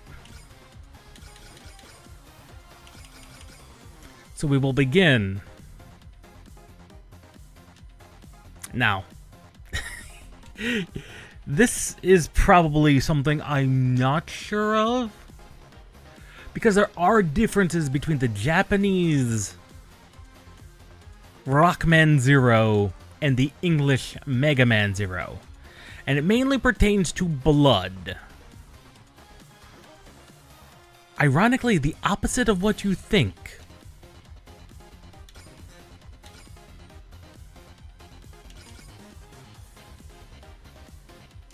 So we will see what the Japanese version has going on for it. Oh, it is straight up in Japanese. Okay. We should return.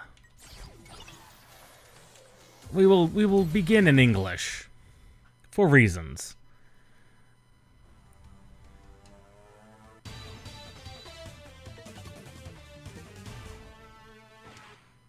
It looks like your data persists between the two. That's interesting.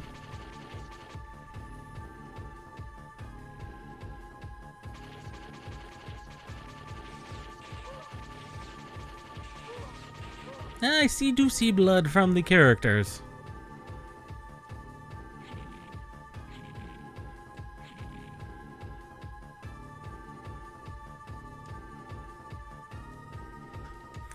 And yes, the Zero series starts very, very darkly with a chase sequence.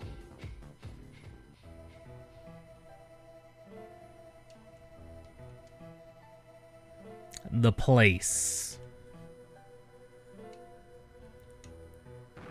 Ciel.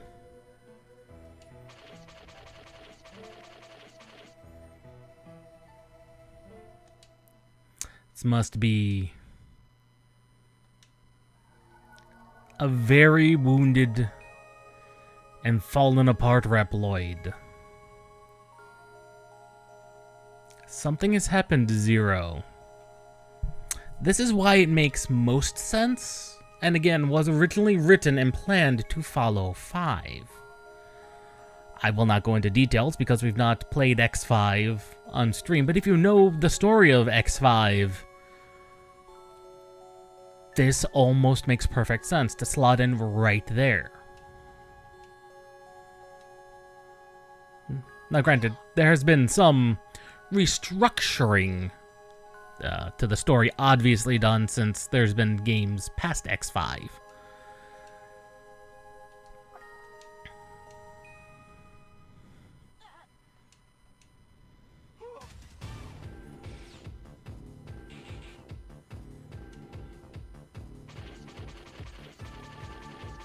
His ineffectual bullets do nothing against whatever those things are, and their energy bullets.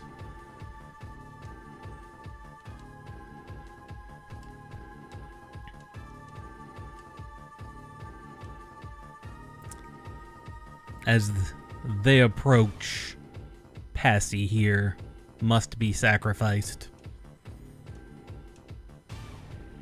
While they approach, slowly, menacingly, unstoppingly.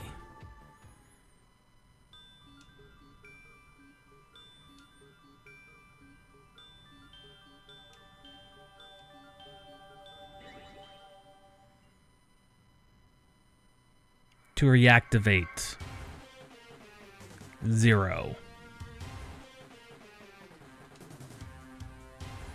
Looking like he never has before.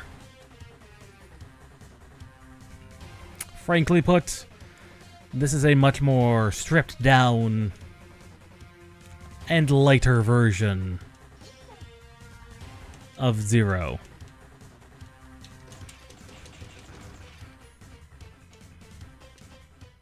So, the thing with this Zero is, as you can see, there's levels that mostly is affecting your ranking. It's basically a hunter rank.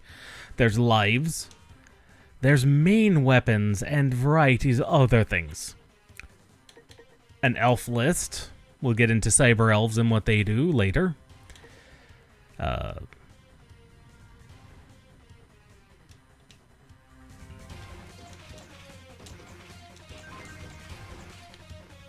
we go. We acquired our first cyber elf. They were in the it was in that container back there.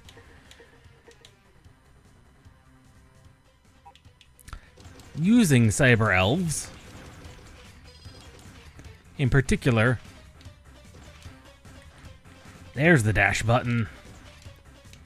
Okay, that needs to get changed. Our custom weapons. That's that, jumps that, dashes that, sub is that.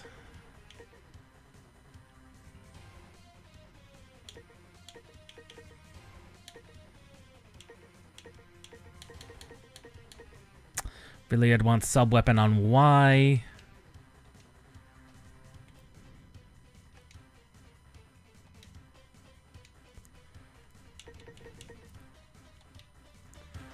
There we go.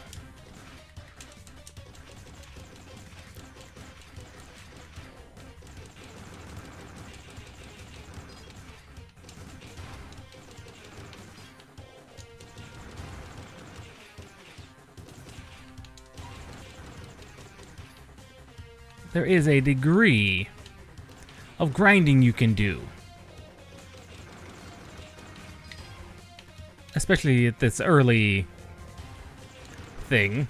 I believe there's a set of grinding you can do here. Because there's proficiencies with your weapons. I believe.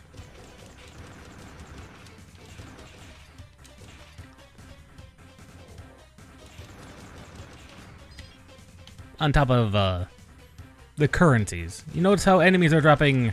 Some of them are dropping these greenish crystals. Those are monies. For lack of a better term. As you can also see, enemies are dropping a ton of health, weirdly enough. But that's mostly because this is the early game.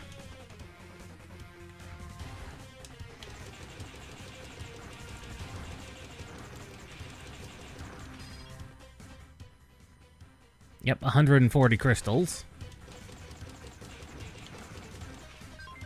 And that's why sometimes enemies will drop Cyber Elves themselves. They are rare drops, rare-ish drops.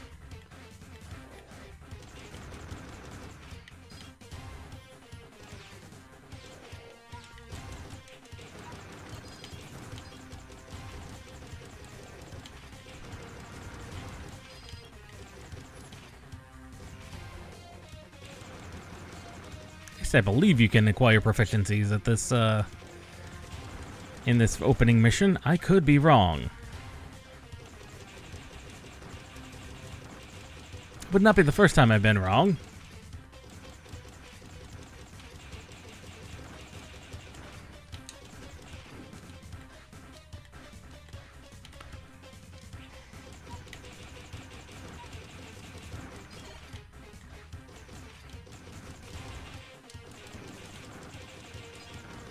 I appear to be very wrong, but that's probably because, for multiple reasons, we only have our main weapon. We don't have a sub-weapon yet.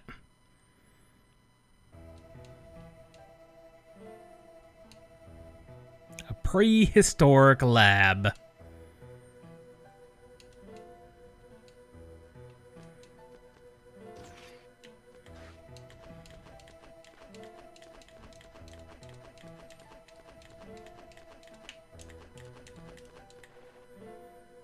A prehistoric lab. What kind of history do you have where a scientific laboratory like this is considered prehistory?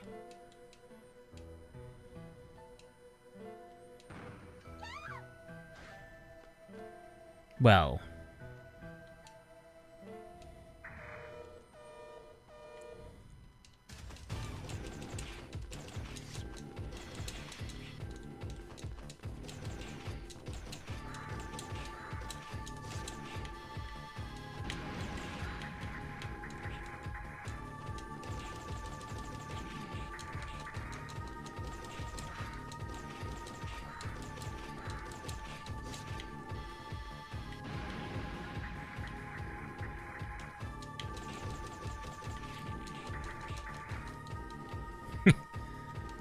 she's not wrong.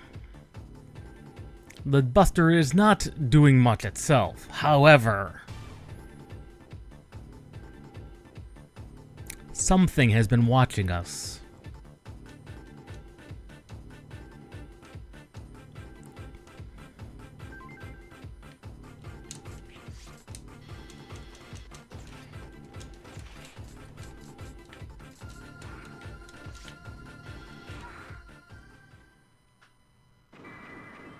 The saber is very powerful.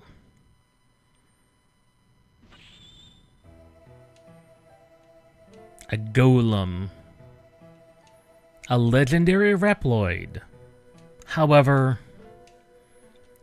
he does not remember a thing. We don't know for how long Zero has been in a broken state. After all, other than the helmet looking very similar to how traditional Zero from the X series looks, he is significantly different looking.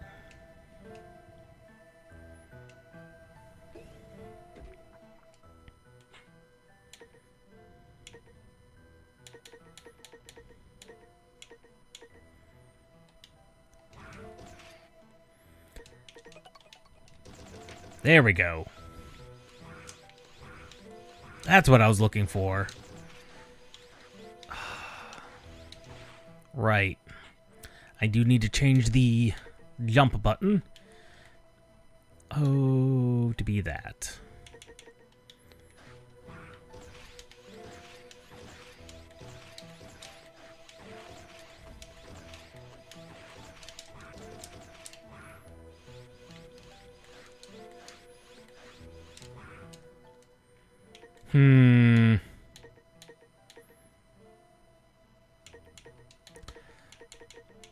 I'm not finding the,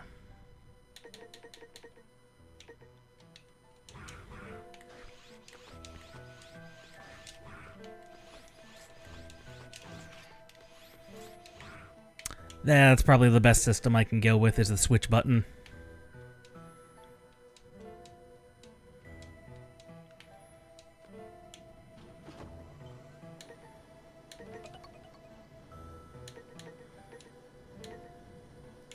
Neither of these two cyber elves we've gotten can be enhanced. You can load elves, and that will use them. However, as you can see here, you are graded, both on the amount of, well, just succeeding in the mission, obviously. Your clear time, the amount of enemies you kill, the amount of damage you take, if you'd have to retry it, and elves. And yes, you can S-rank it.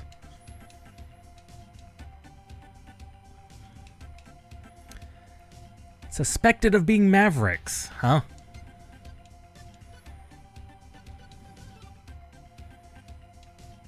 Last hope.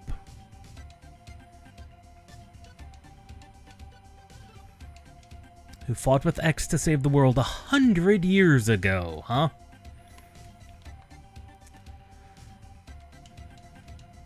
A legendary Reploid is still alive. And he's trying to murder every one of these people.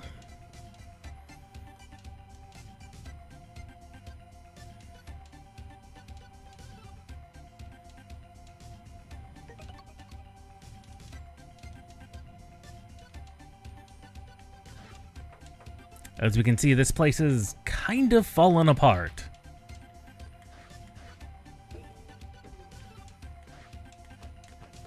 So yes, this takes place 100 years post Annex game.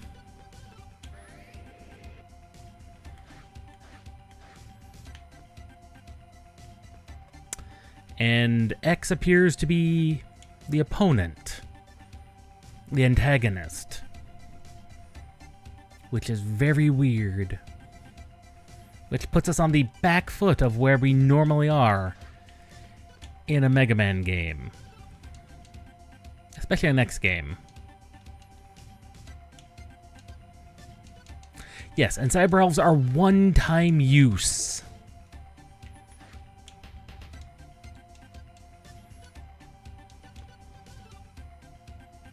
Dande. Ah, yes, they used to just be referred to as serial numbers. By their serial number.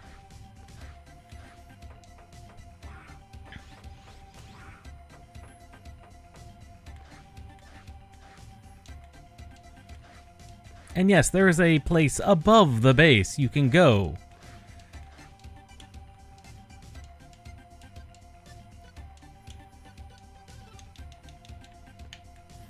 And CL is a doctor of sorts.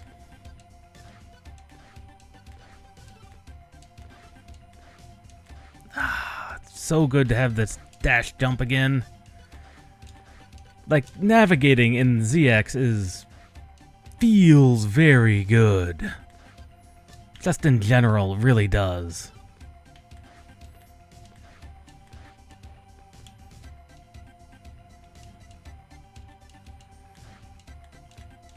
And yes, these are actual locations you will go to on various missions at some point.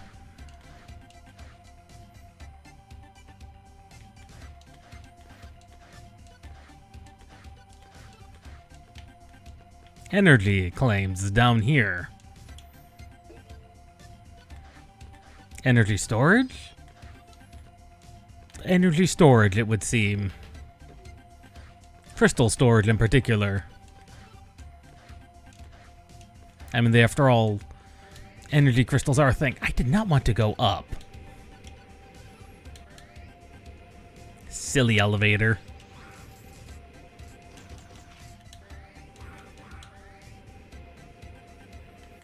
Trance.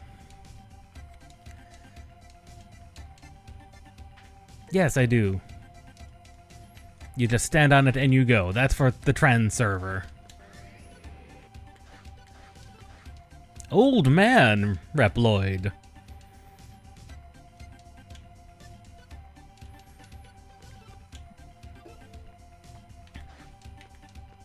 By the way, that man has a very interesting story. He, like Reploids, like all Reploids, they don't age. Like, at all. So why does he look like he's just an extremely old man? He fell in love with a human, actually. And as she grew old, he grew...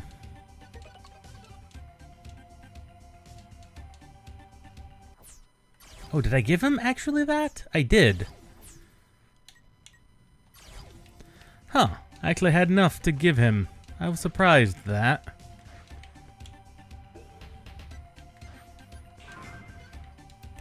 Basically pay $250 to get a cyber elf, which I think that's one of the more interesting, better cyber elves. Yeah, she's just a healer, basically. A free heal.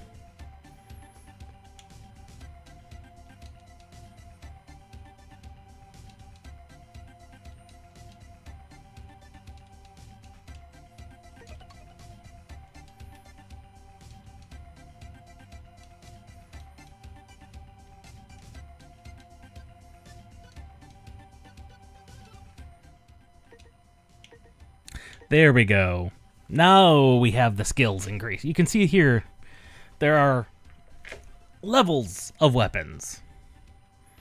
4 on the Buster, 7 on the Saber. One of the more useful early ones is being able to charge the Z-Saber. You might wonder, how do you do that? Well, like he said,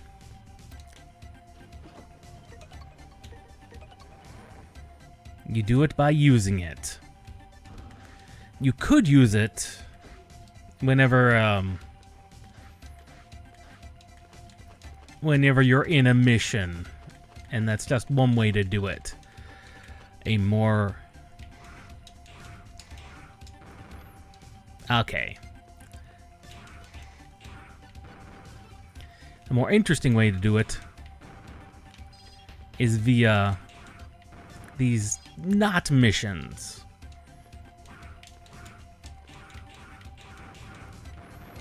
Now these guys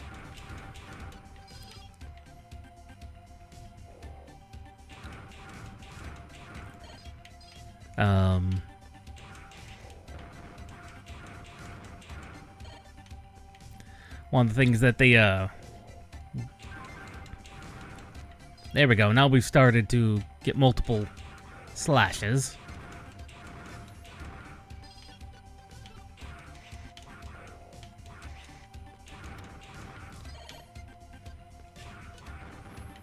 As they bleed in the Japanese version. Like, you wouldn't think they would, seeing as how they're Reploids, but they do have something equivalent to blood going on.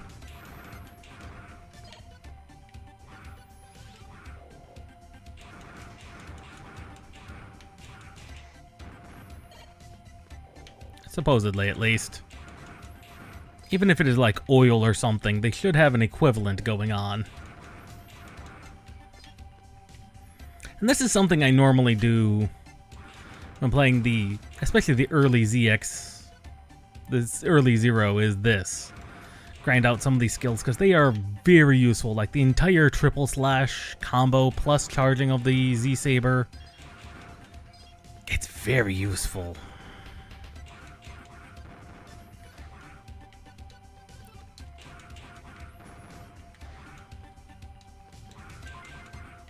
There we go.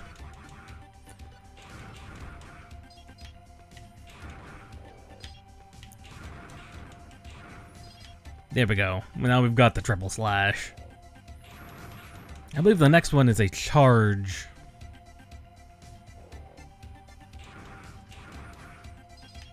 Like I said, you could do these on missions, and that's normally what a lot of people, especially early on, probably did. It's not what I did.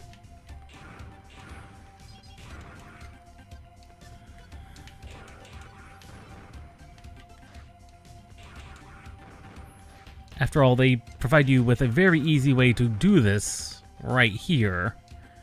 Why wouldn't you do this?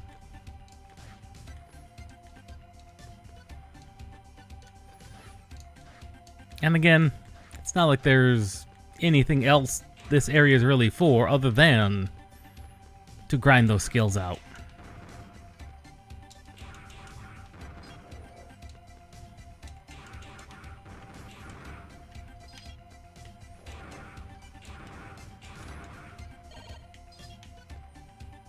There's just no way to keep track of the individual amount of experience needed to regain these skills. Are there other weapons? Yes, actually. I will spoil it right now. There are several different types of weapons throughout the series, to be honest, other than just the sword and the buster. It's actually quite interesting.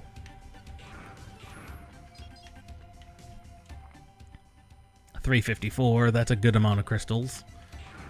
But I want to be able to get there we go. I do want to get the charge slash back at the very least. Like, that is an extremely handy ability.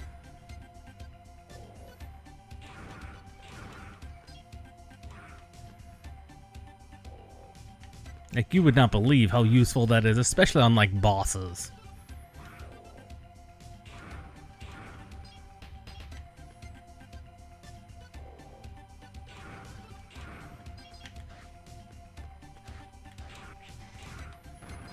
Unfortunately, our dash slashes do not do double damage like they can in some of the other X games, like in some of the X games. At least, not yet. I don't remember if that ever becomes a thing or not.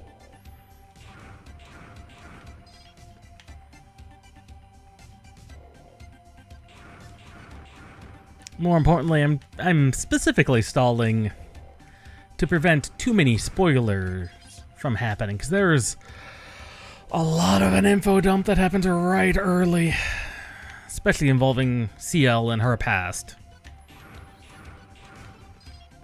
Like, this is part of the Zero and X timelines that I'm extremely familiar with, because these are actually very lore-heavy platformers, platform adventure games. It gets very dense. But I suppose when you've had a series going on since the late 80s, it gets like that after a while.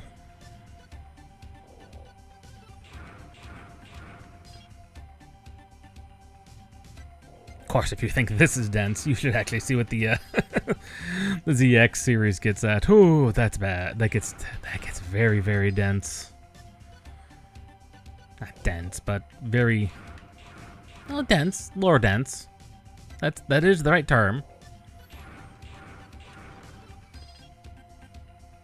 Of course, the Legends series gets even worse. Now that's one worthy of explanation, but we'll have to wait till they come out with a Legacy collection for that, which is unfortunately not likely to happen in any close or soon time frame. Sadly. Come on. I just need one more. I'm not even asking for an awful lot. I'm just asking for one more star level. And then we'll move on. Come on, game. Do me a favor.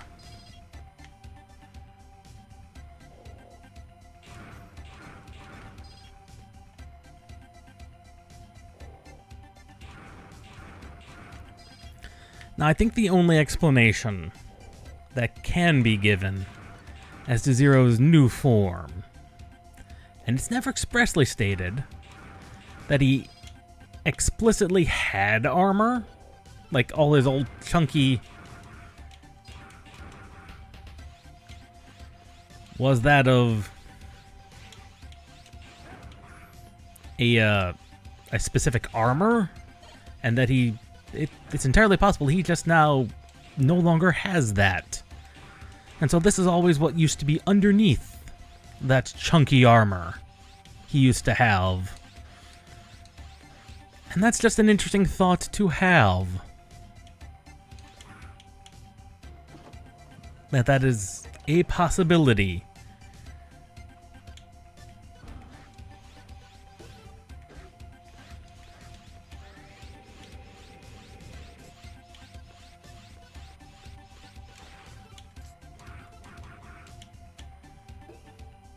Alright, CL.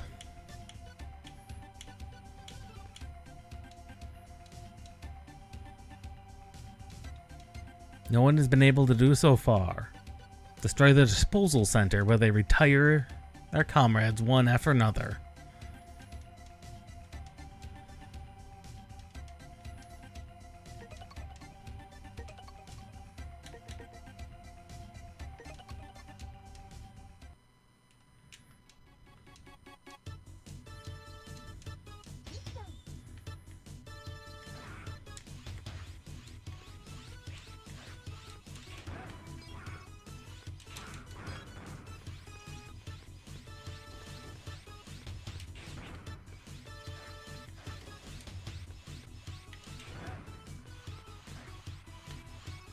And yes, spikes are still instant death.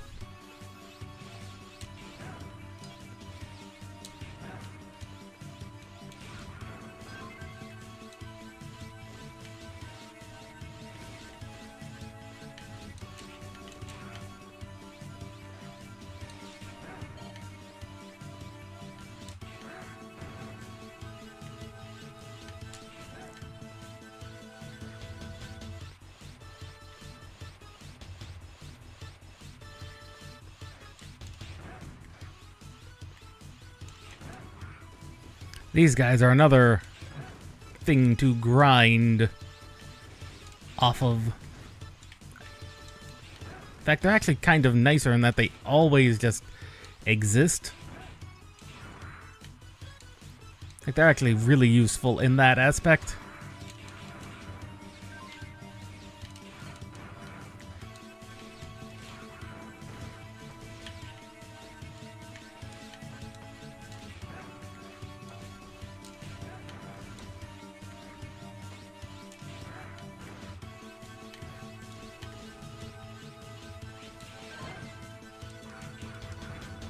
Some more cyber elves.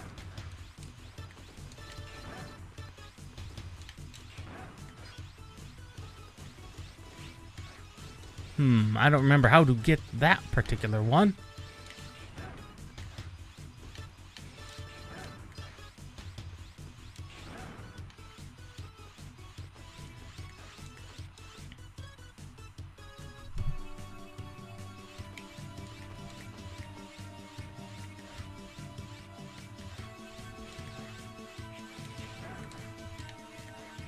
Oh, that was close. If our invincibility had not kept us alive, that would have been terrible.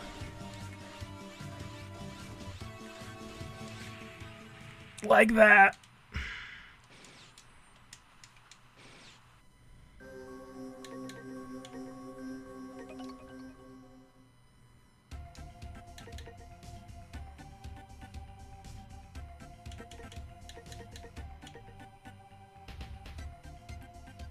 Now I'm heavily confused.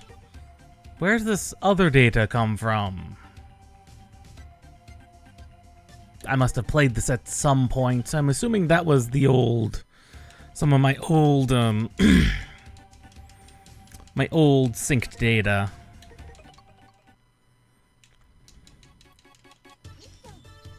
Huh.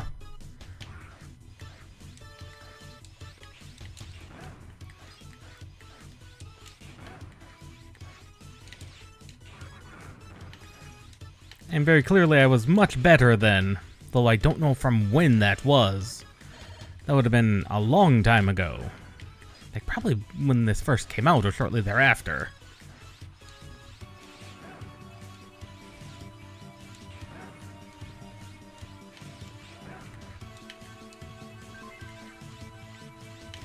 Free Cyber Elf. Free Cyber Elf again.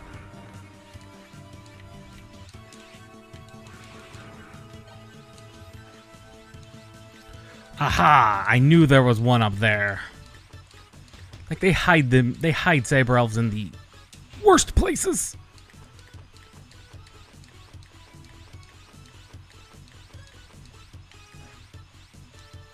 Oh, come on. Elf will, I think, try and drift towards you.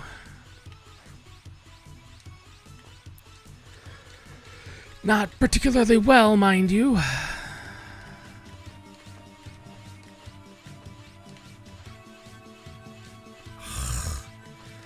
I've got no way to nicely reach it either. There we go.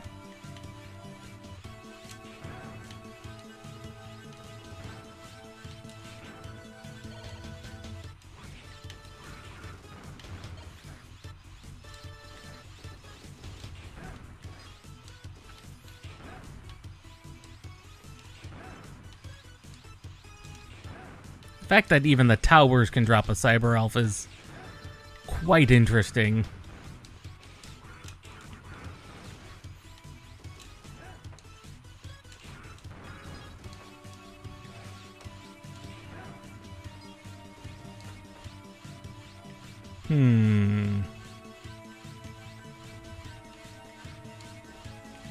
Is that gonna help me reach that?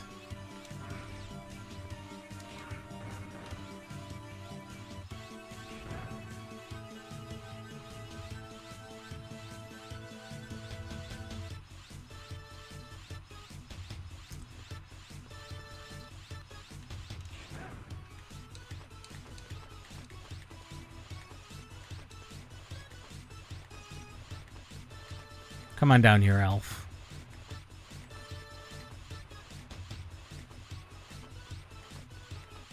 I think I can grab it.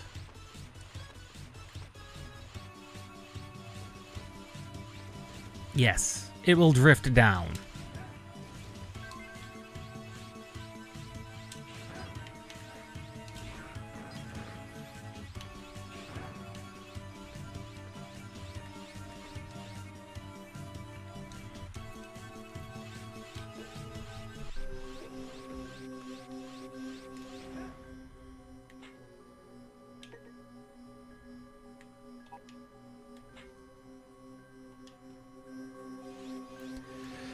Here comes the boss.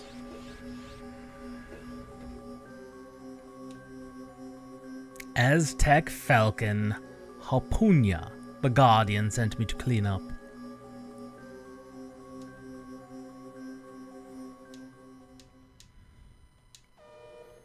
And yes,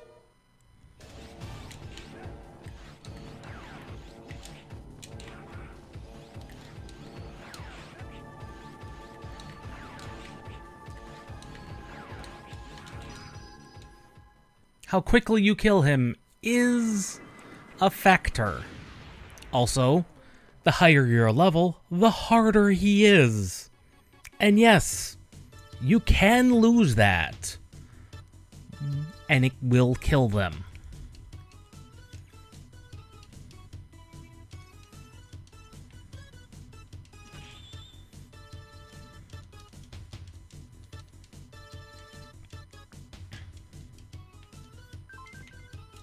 The Thunder Chip.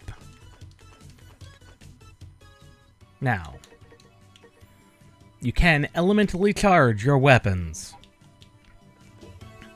And enemies do have certain weaknesses. Aztec Falcon is but an early boss.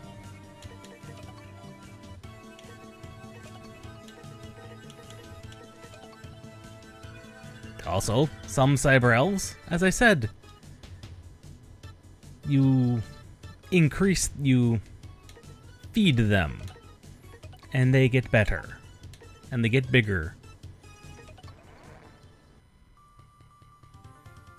As you see here, while our damage was not good, our overall success rating, pretty decent.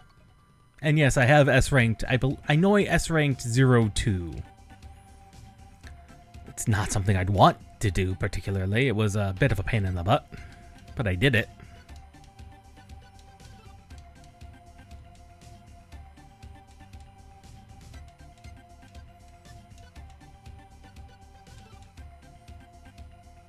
Savo. And now we have an escape unit.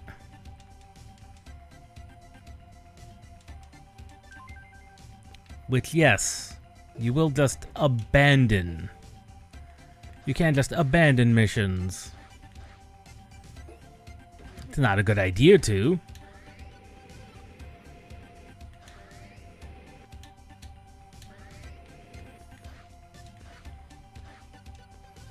Servo is down here, by the way. That's this guy.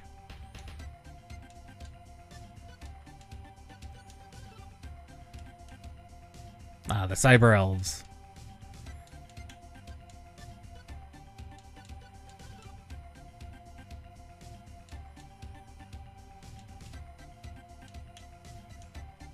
Enough time and data, he could make weapons. And he will make weapons. And they're actually some pretty interesting ones. The Tri-Staff, the Shield.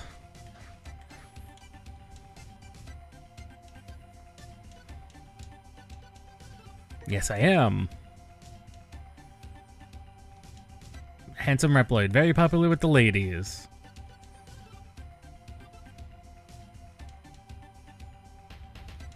Beautiful lady.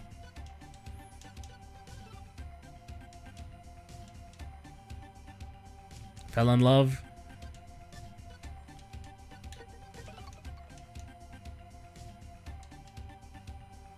She grew older because she was human. And him being a Reploid looked the same. There was resentment. And so CL, at his request, modified him to look old.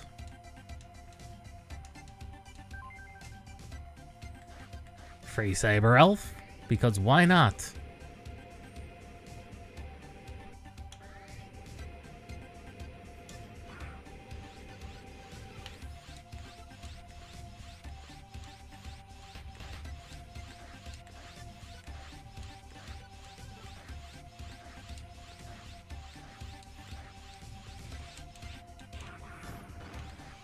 Oddly enough, the enemies are still deployed in this general vicinity. Which means they are so close to the Reploid resistance space that it is scary how close they are.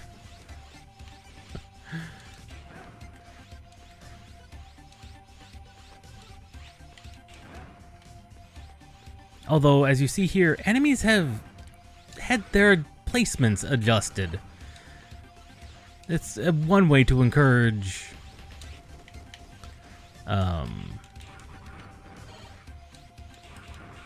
exploration.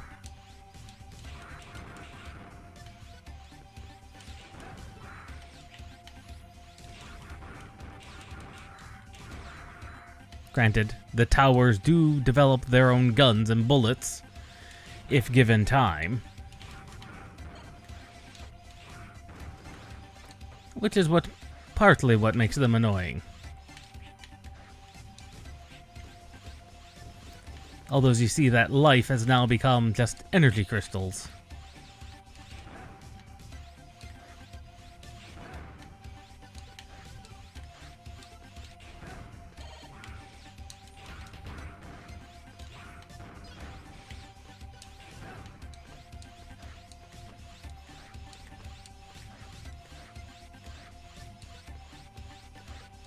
And there's sadly nothing else, but also, how gruesome a sight is this? I mean, yes, in Mega Man games, Mega Man and X games, you've had junkyards and things before, but look at this whole... Oh. the hands and just the crushed nature of them. That is just... oh, it is potent. How bad it is.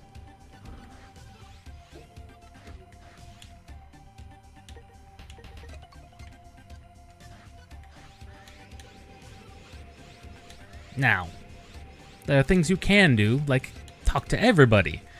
Everything changes a little bit between major story missions.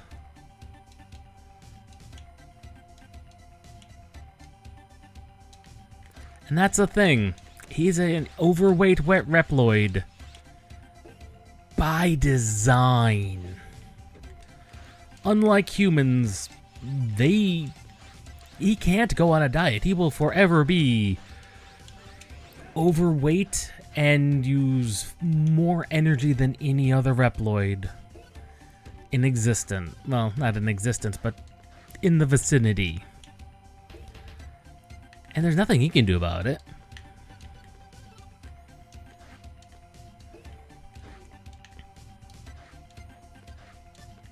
I mean, he might be able to convince CL if she had a full laboratory to modify him, much like she did with poor Andrew over there, but that might not be a thing.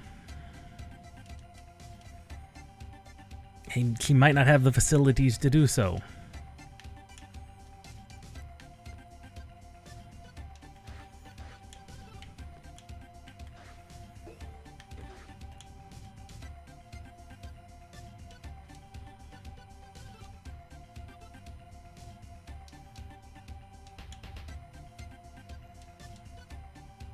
She's a cyber elf scientist in particular. Ah, Neo Arcadia. That's the first time we've heard that particular name. Neo Arcadia. Like, there's so much lore I just want to just gush over, but I can't. It just gets so good.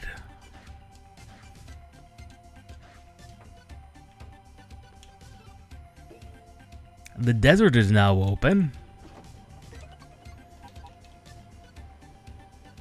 More areas have opened up.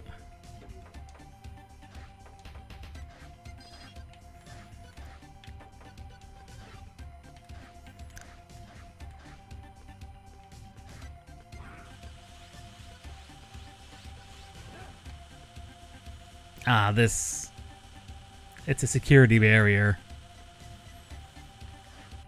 So it may be opened up, but it's not permanently opened up. It is just something we can access a little bit of.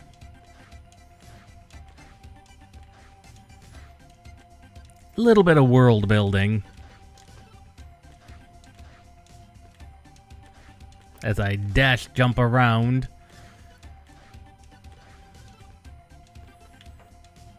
And let me guess, the train is still being guarded. Yes.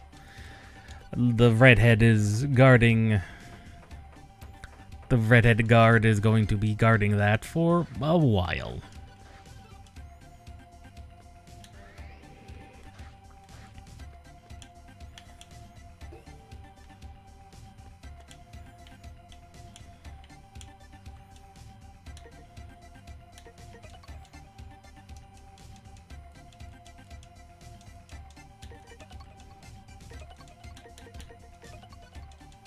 Data saved. And now I'm going to prove to you, actually,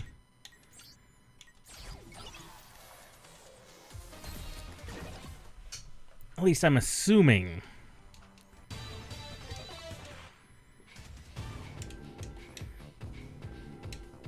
there's no way to speed through these cutscenes.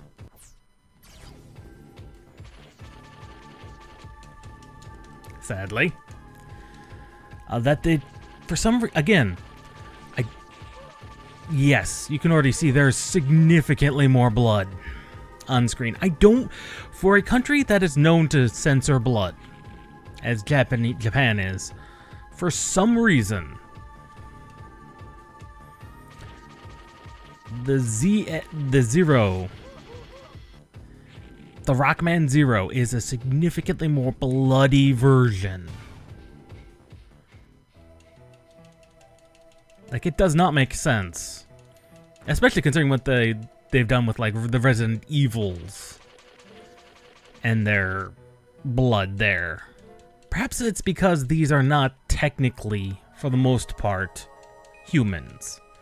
They are Reploids. They are robots. They may bleed red, but that is not blood.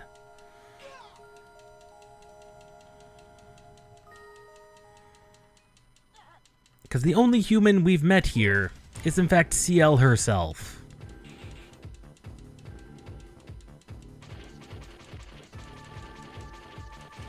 Although, even at this point, the difference between human and Reploid is barely a thing.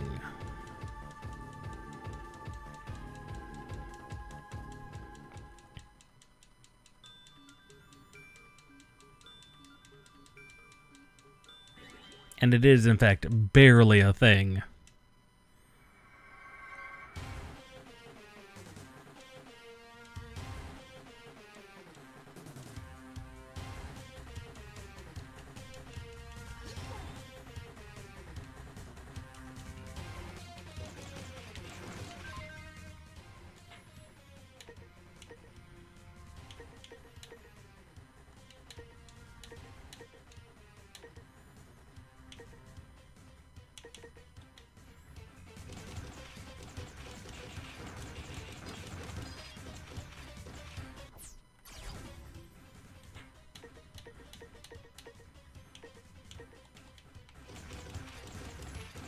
Of course, most enemies don't bleed until you can get the Z-Saber on them. However, as we've also seen, enemies don't seem to be nearly as lenient with their drops. In fact, I would not be surprised if the Rockman Zero is considered the harder of the bunch.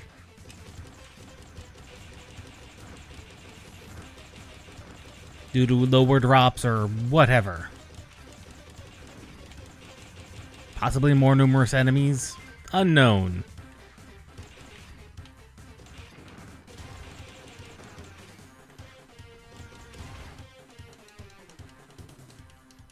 I believe even the golem bleeds something fierce when destroyed. I'm just very glad that they actually included both versions.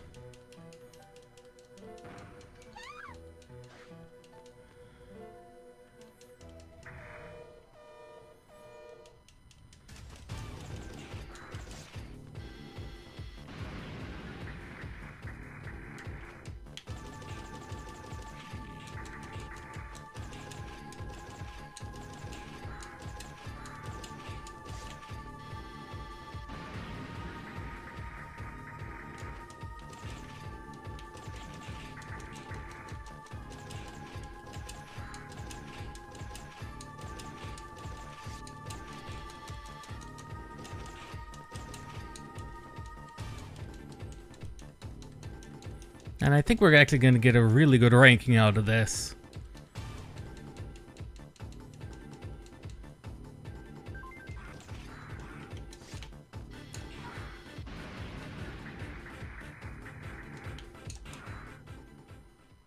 And I did just accidentally hit her. And that was a very good...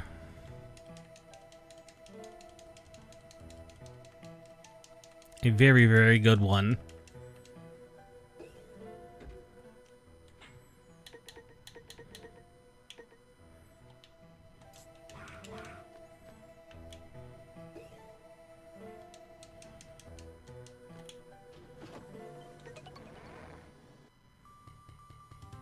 There we go.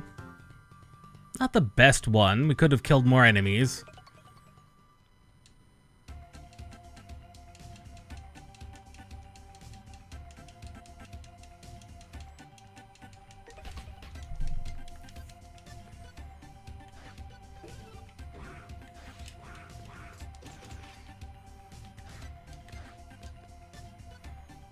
And as we can see here, however, it just works, as honestly I expected it to. I'm gonna see if I can't show off the fact that, for some reason, again, for some reason, I don't, and I think this is only specifically for, like, I know this is the case specifically in 01. I don't remember if it's the case in the other Zeros as well, though it could very well be also.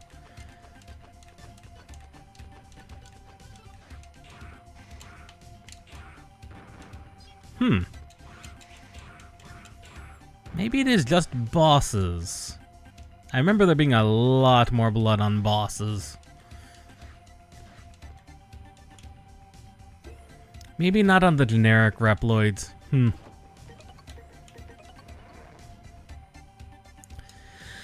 Well.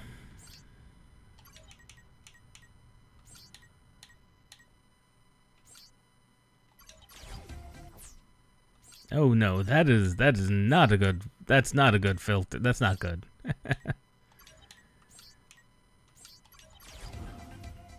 Okay, the CRT filter I think actually works better. Yeah, the smooth filter just does not work. You lose a lot of definition. Weirdly.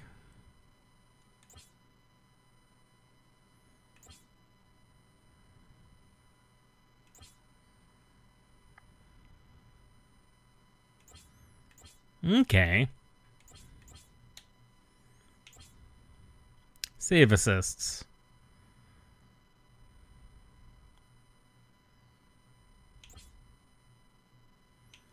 Interesting. Basically checkpoints. Because there are no checkpoints in missions. In the base game, that is.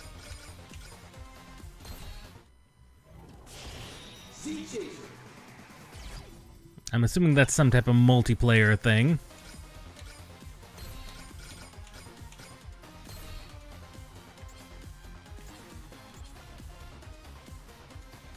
Okay, and there are a number of save file differences. Okay.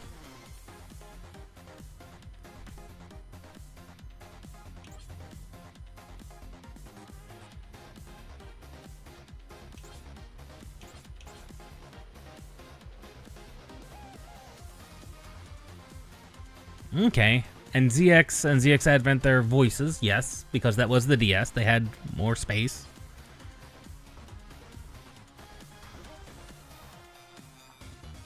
I was wondering how they were going to do the touch controls on the DS. Interesting.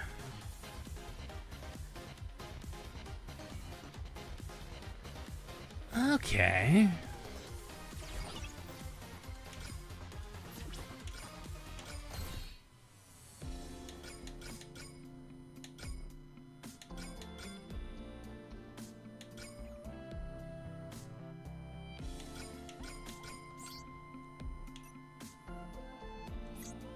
High definition pictures of the characters, including the actual Z-Saber. I don't know why they made the pixel art be not the traditional triangle blade of the Z-Saber, but that's something they fixed in 02. I do know that.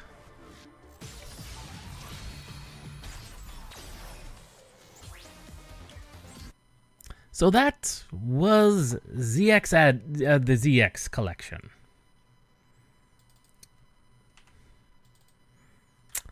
Assuming it actually closes, which it may not.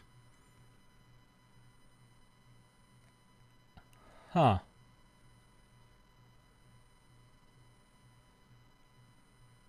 It would appear it does not like to close.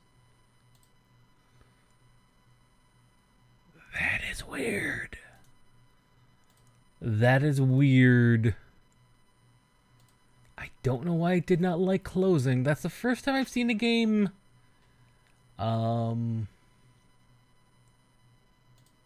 refuse to close. That's a first. I'll admit, that's a first. Well, I suppose with nothing else to go on, it's on to one of the more interesting things that Capcom has done. Originally, Mega Man X Dive was an online only game. Kind of a gacha. It was not quite mobile, but it was a online only game. Oh, good lord, why are you so loud? However, when they brought it down, they did something very strange for not only Capcom, but for most game makers in general. They made an offline version, which is this one. So this is Mega Man X Dive.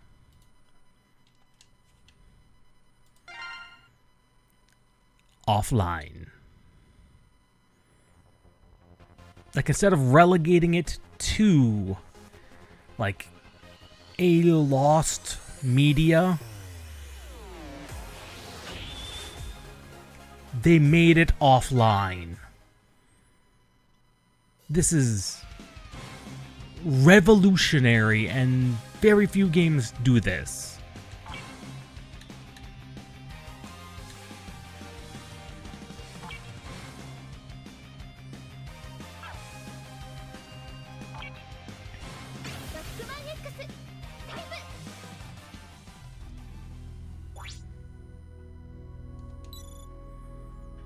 You're telling me, man.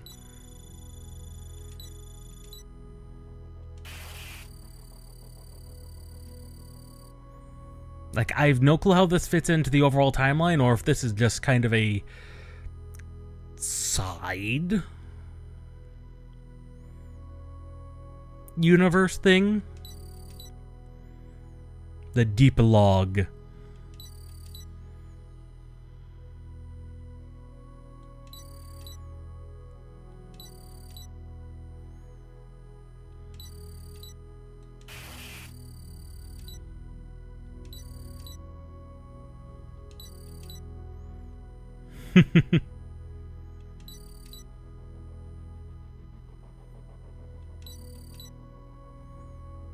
Not corruption due to age, but specific causes.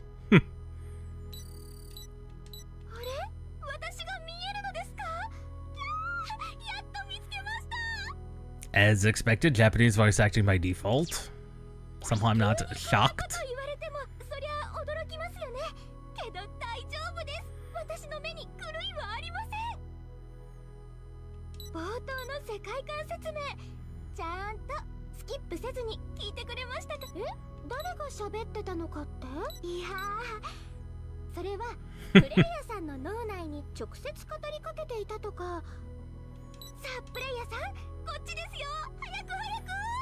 Player-san, that is going to be an interesting one.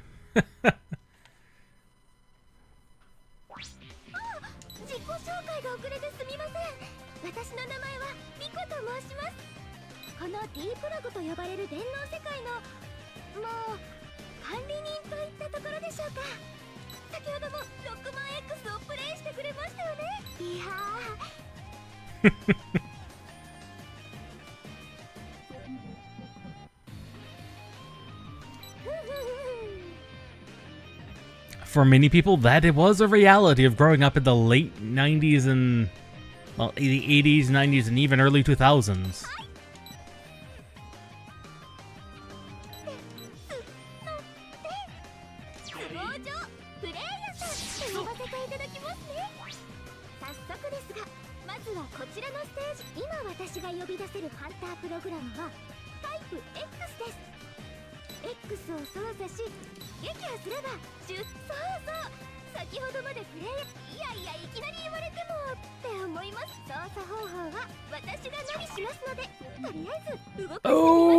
Okay.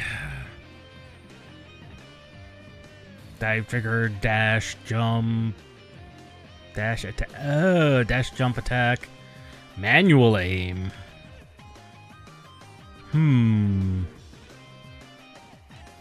Go to settings, because things looked...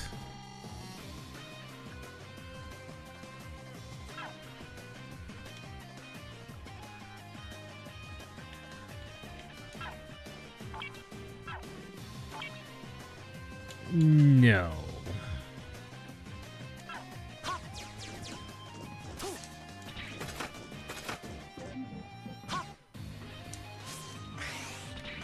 There we go.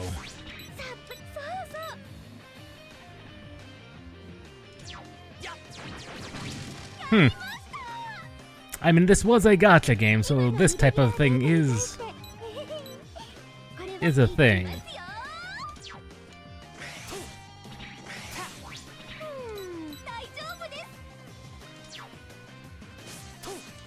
Automatic double jump. Interesting.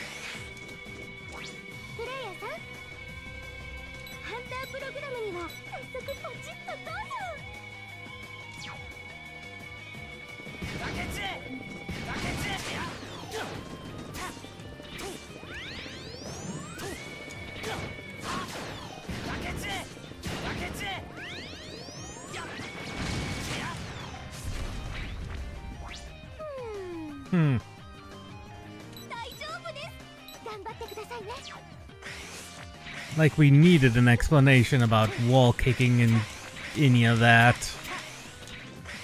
But I suppose if this was your first time playing a Mega Man game, which...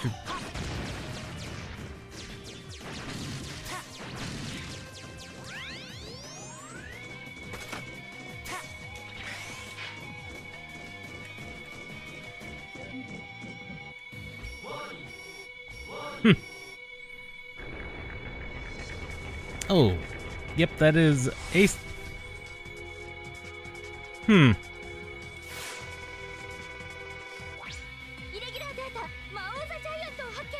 No, it shouldn't even be in this stage.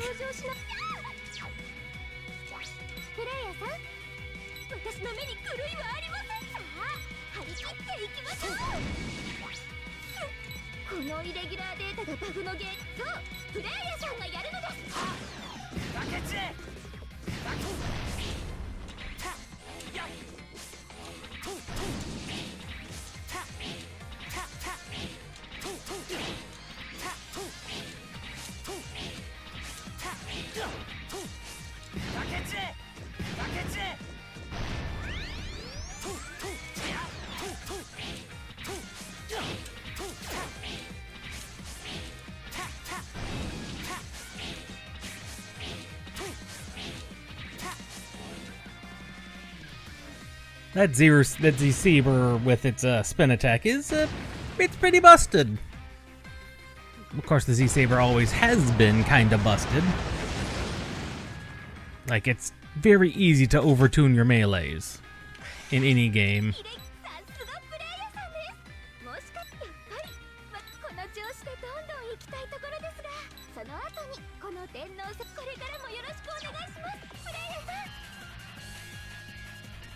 Like, I do know there's an entire gacha and everything associated with this, as well as leveling system.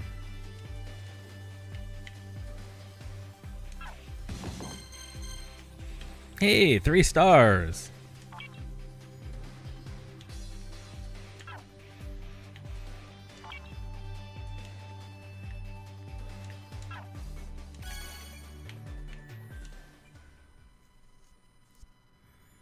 But we'll always let the gacha system explain things.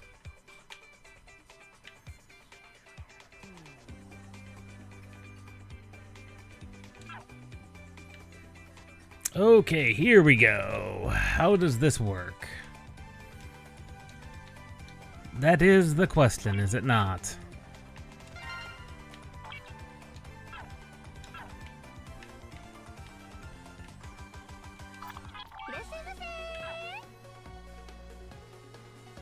I believe everything is purchasable with Zenny. Yes. Pieces. I'm assuming those are like similar to needed to unlock. You need certain numbers of them. Yes. This all makes sense. And this does go throughout the series, as we can see Tronbon in there from the Legends. Leviathan from the ZX. Harpunia from the Zero. Falcon Armor from the later Zero. Vile Mark II. You know, the 4th Armor, Bass and Treble.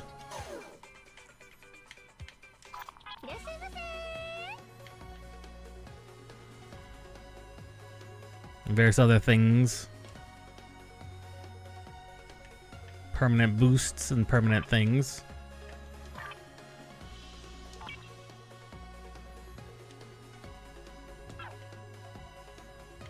And let's see what we got for weapons.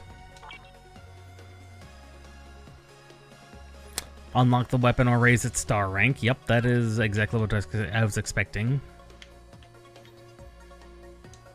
Beam rifle. Shotgun.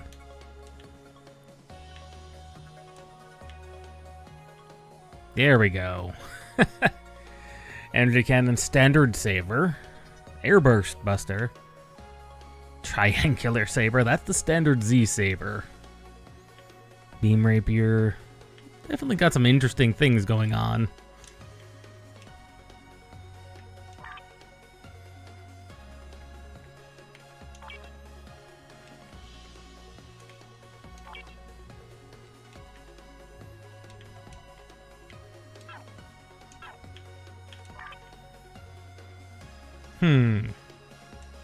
Special tickets.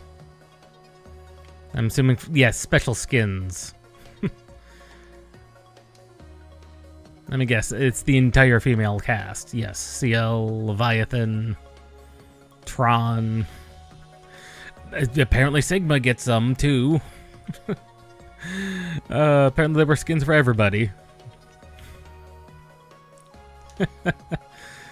Event things, various other skins. Anyway, enough of that, I suppose. We should see what these are about.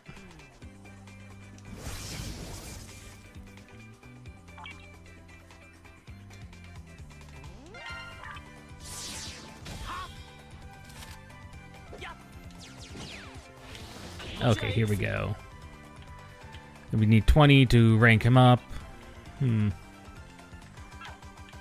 only takes 40, apparently, to unlock a character by default. I wonder how many ranks there are.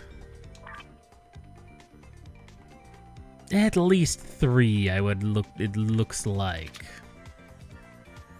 Possibly more.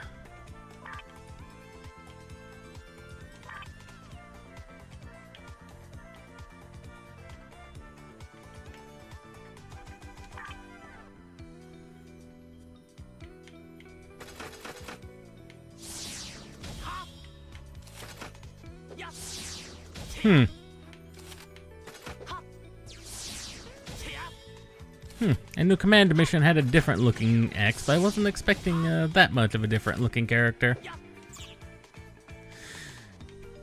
That's not what I wanted to do.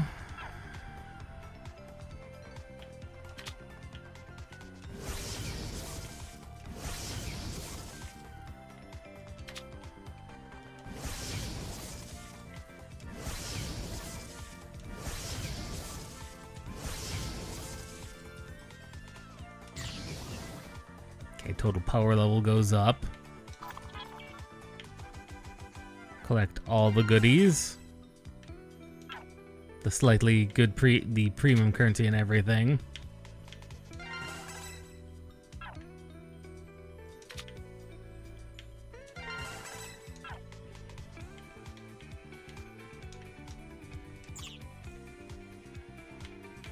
Is there a way to increase? There we go. Resolution high. Shadow effect on. Effects maximum. VSync off. Thank you.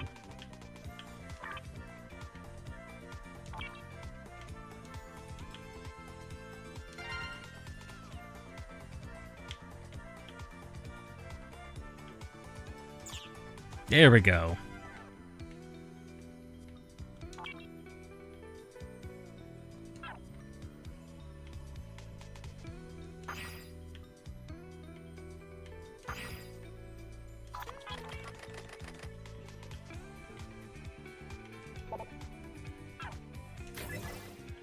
Ah, here we go. More story.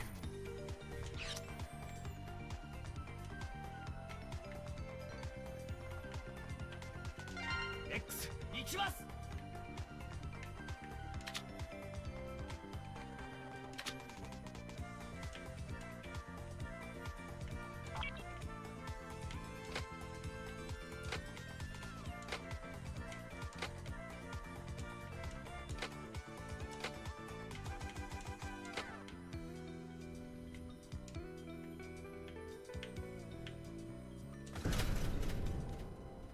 There we go.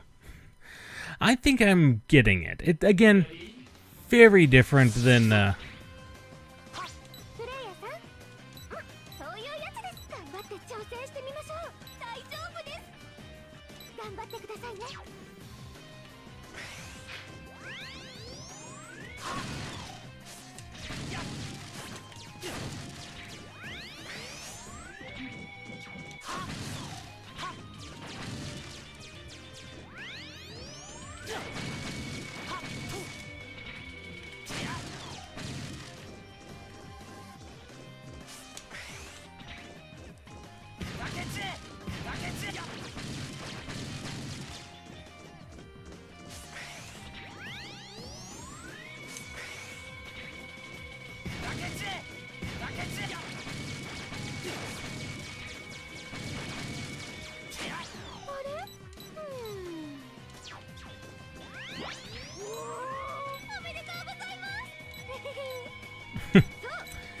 hidden items. Thank you.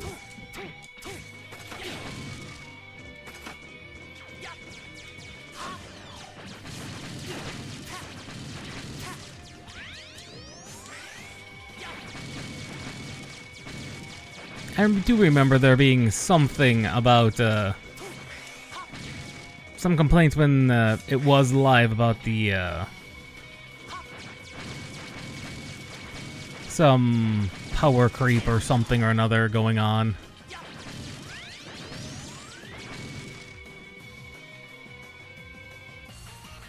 Some pretty severe power creep. Although I believe they balanced it better for the offline mode.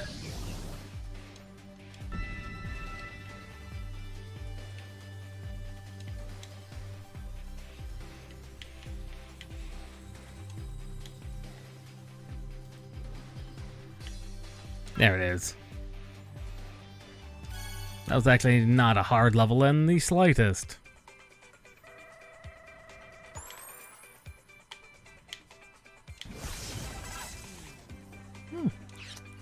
Free rewards. In less than 300 seconds, you say. I mean, that's doable.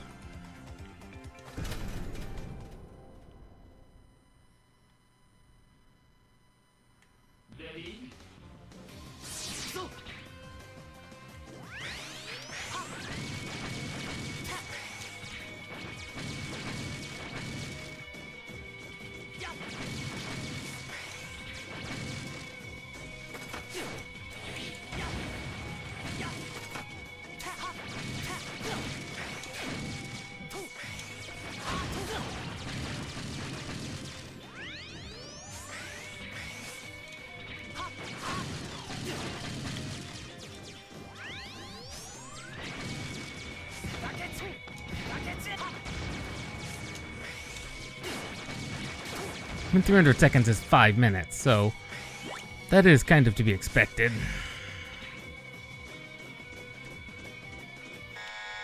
Okay, actual boss.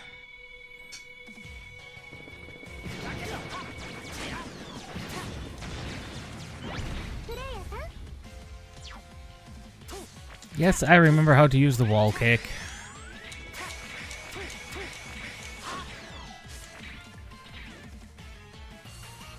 Wow, that was actually extremely simple. I mean, I expected these early missions to be pretty straightforward and simple. It looks like you can only get one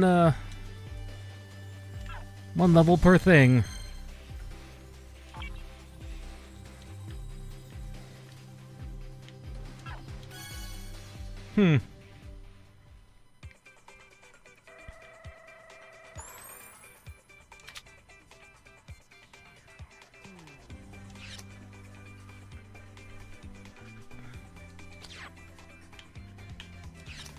And there's challenge mode as well. Interesting. For those who wish a challenge.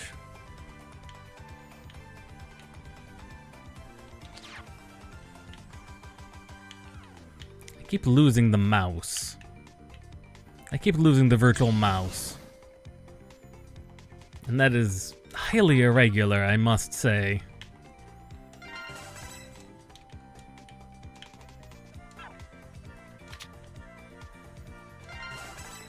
Then again,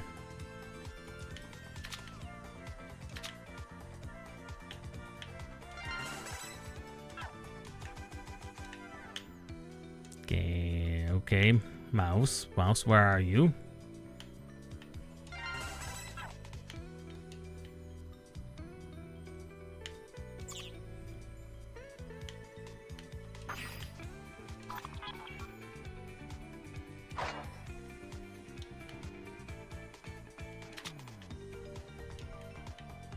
Ah. Currently not able to do anything with that one. Come on, give me my mouse.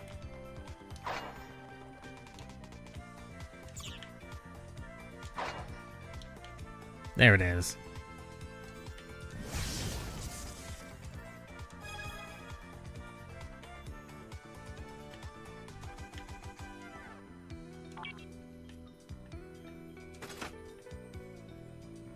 Replace the main buster with that one, I think.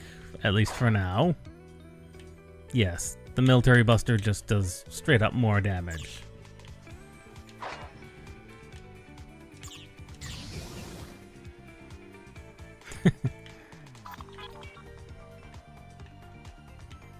No, none of those, nothing for the repository.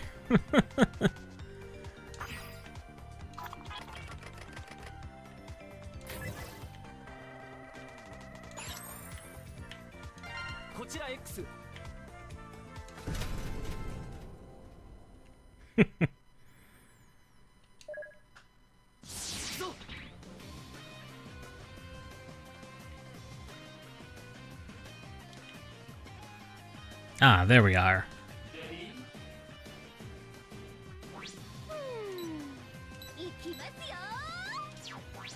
Be careful, do not fall off.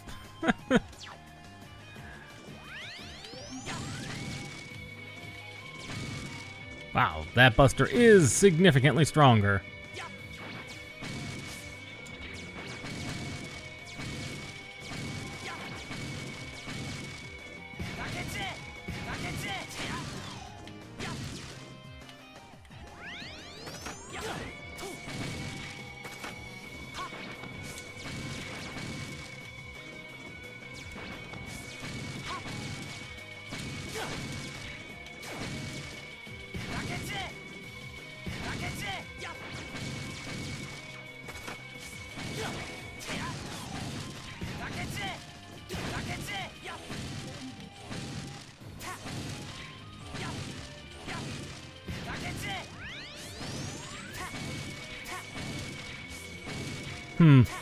The saber seems to be a little obscene.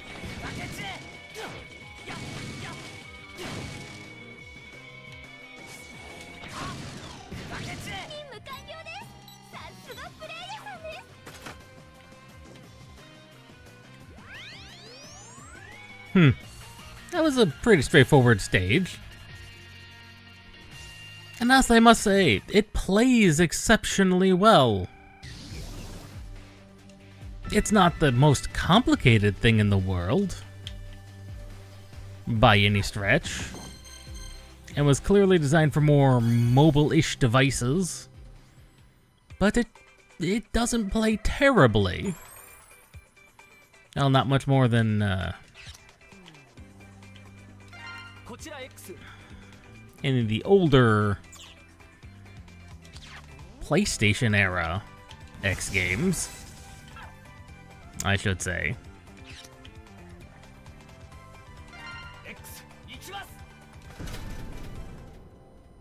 And there's Volnut.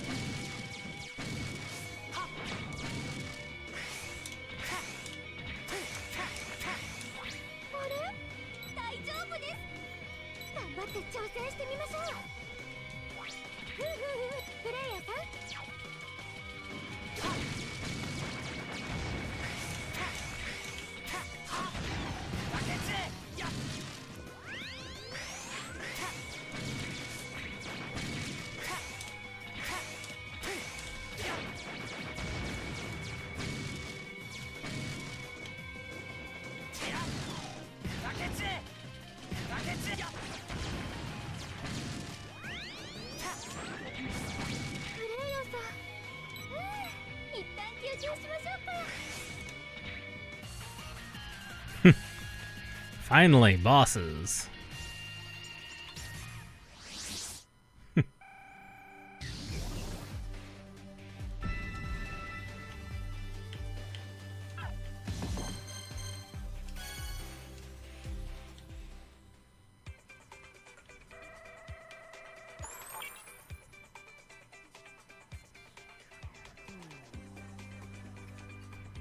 Oh, it gives me a whole bunch of things. That's only in normal mode.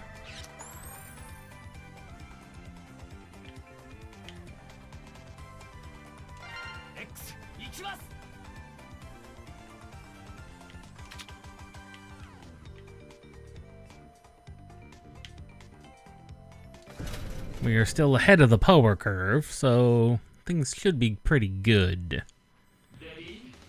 At least that's how these gachas tend to work.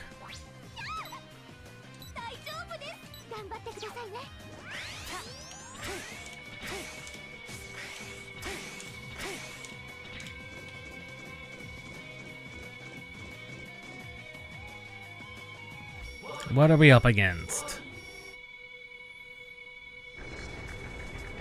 Oh, him again.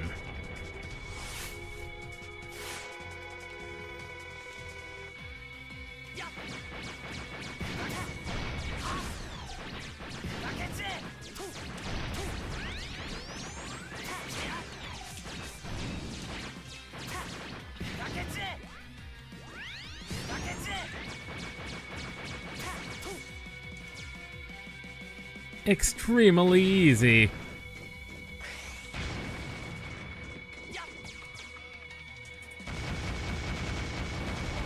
But is that all?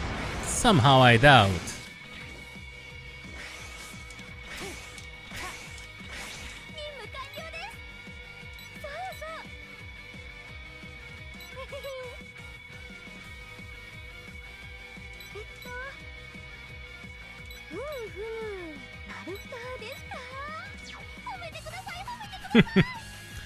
That is giving an explanation as to... I do appreciate the attempt at a story, and it fits. I mean, when you consider the Extreme series is entirely about it being virtual.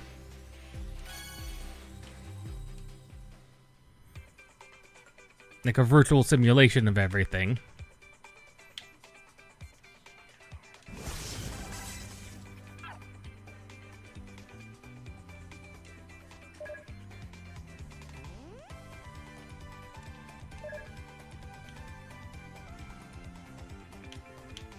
What are they recommending for challenge mode?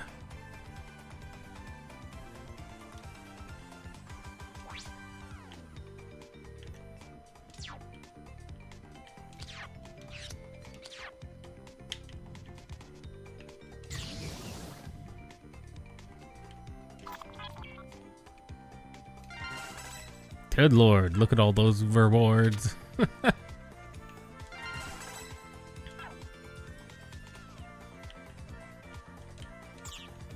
I don't know what to spend any of it on, that is the problem. 早速ポチッとどうぞ。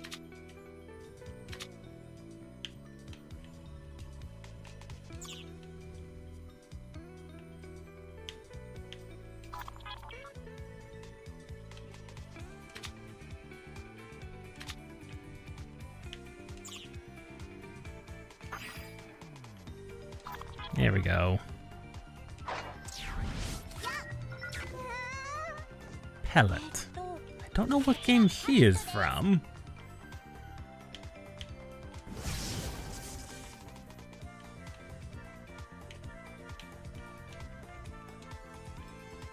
I don't remember what... I do not know which game she is from. Hmm.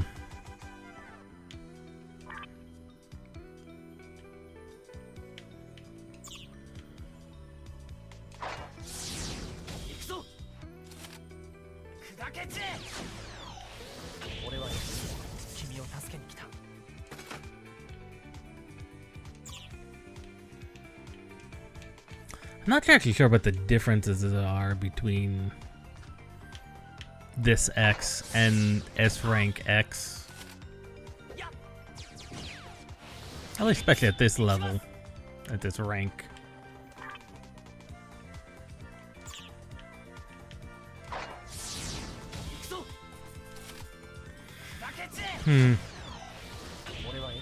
Maybe it's just better in general.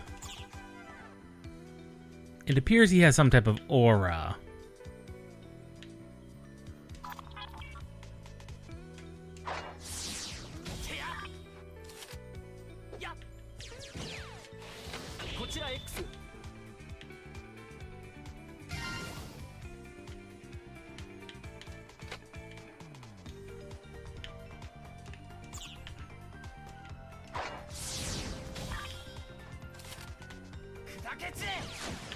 Keep losing the mouse, and that is entirely awkward.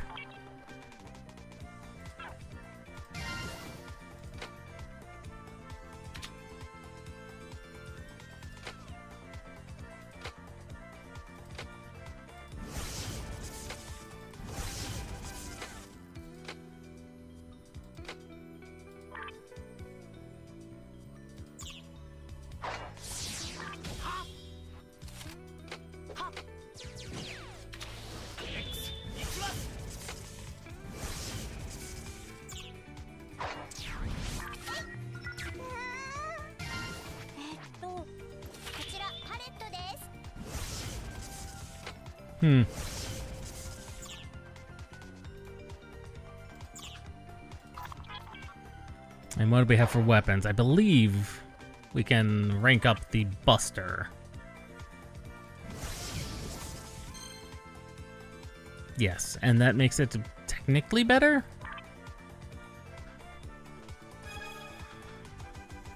Maybe.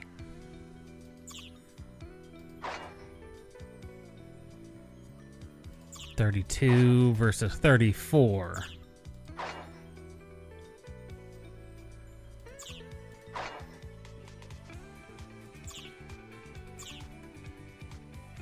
That does make it slightly better.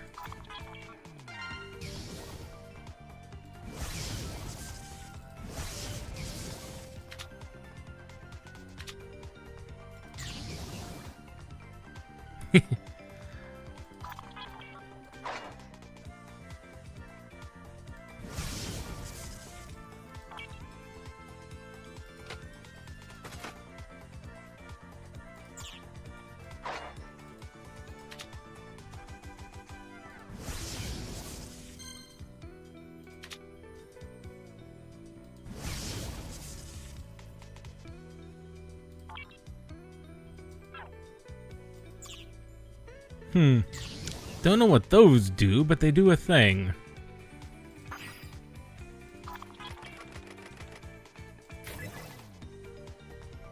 Shall we try challenge mode? I think we will try challenge mode. もう大丈夫だ。こちら X。分かってる。もう大丈夫だ。任せてください。こちら X。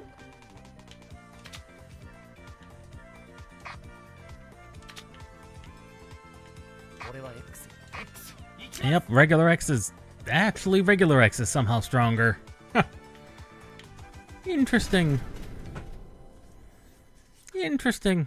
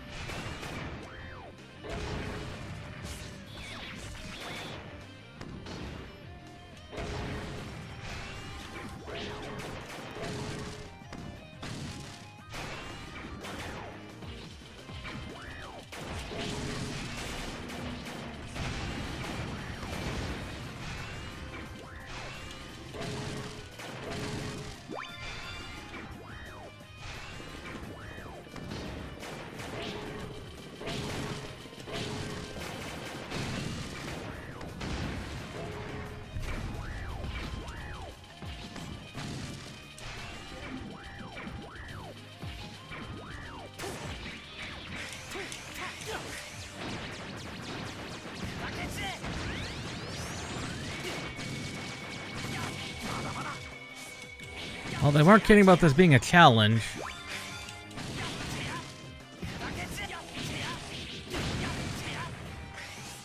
This most definitely is a degree of challenge. Now, they weren't kidding about that being a challenge.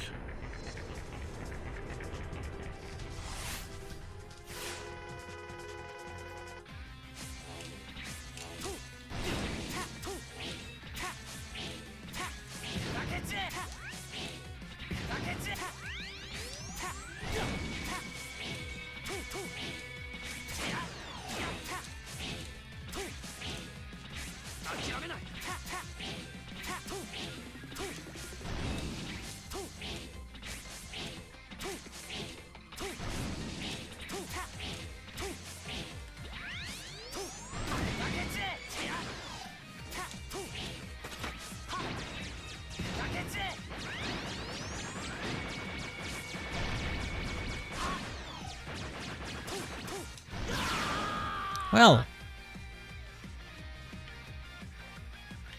that was in fact challenging. Well, they were not kidding about that being a challenge. I'll have to come back to that. こちら X。分かってる。もう大丈夫だ。X。行きます。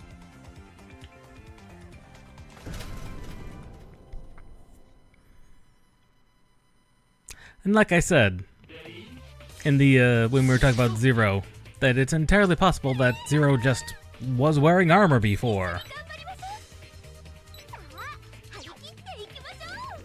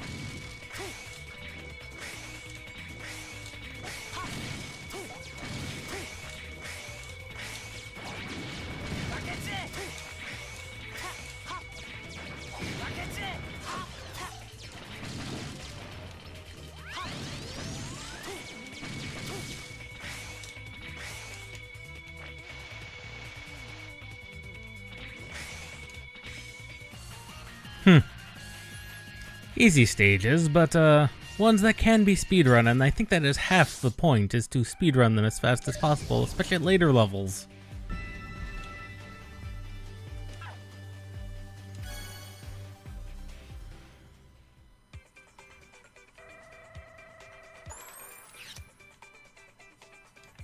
I could definitely see why this was popular, both as a gacha and why people were worried when they decided to take it off.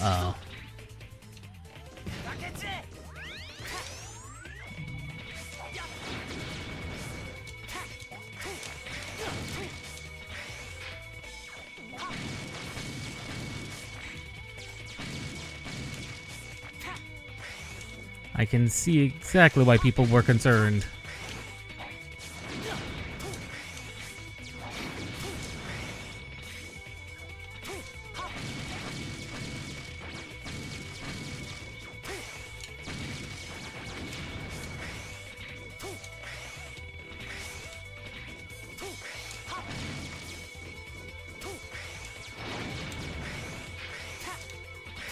Hmm. 張り切っていきます。そう、フレイヤさんがやるのです。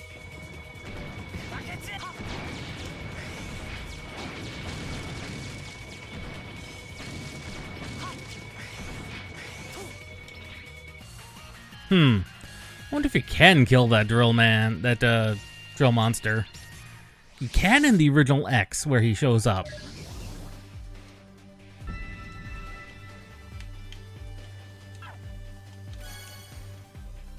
So I wonder if you can do that here.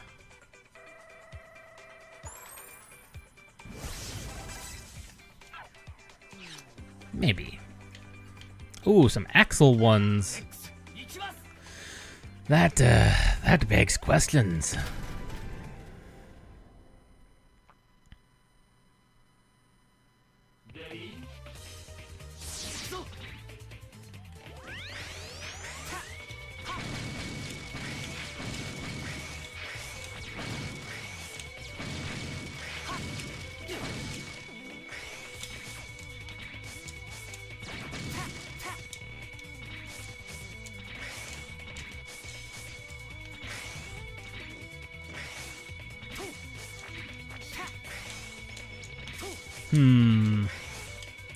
That looks like that's a possibility.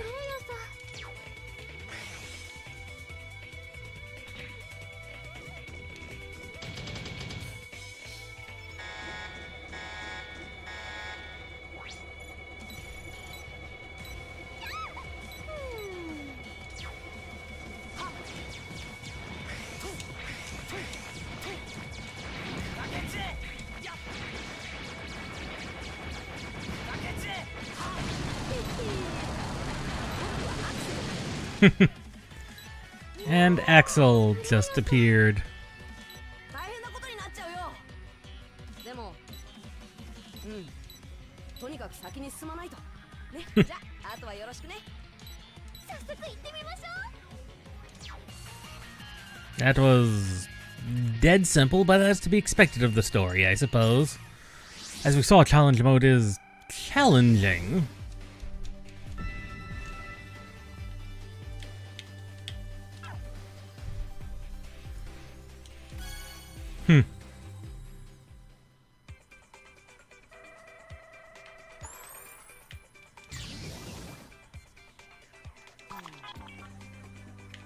Acquire more goodies. Lots of goodies. Holy cow.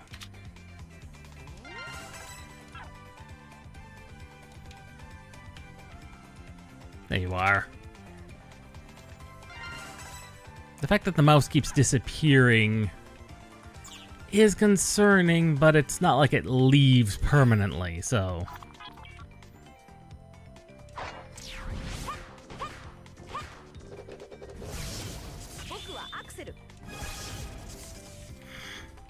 Axel.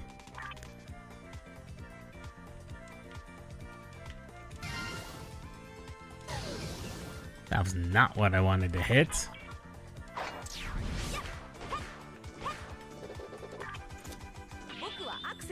course, then that could be also be because the mouse cursor is so small that it keeps disappearing.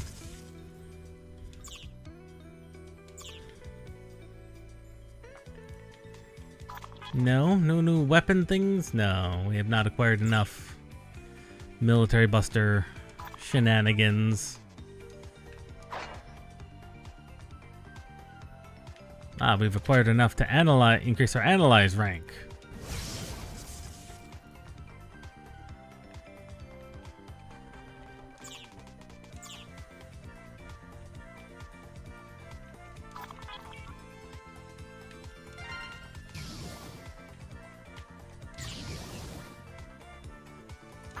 How that all increases power is still unknown.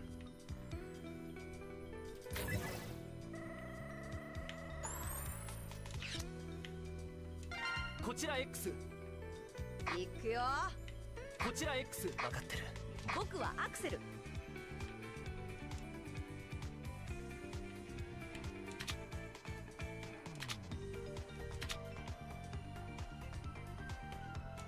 こちら X。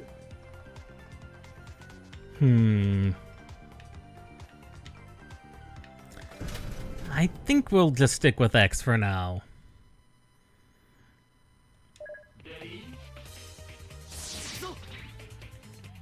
頑張って挑戦。もちろん。任せといて。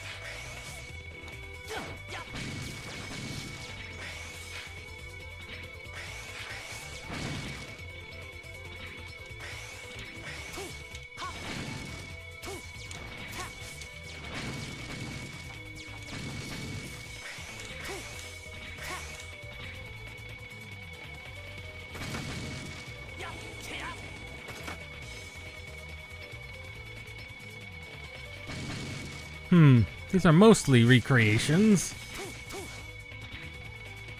I wonder why there's the second minecart. That is...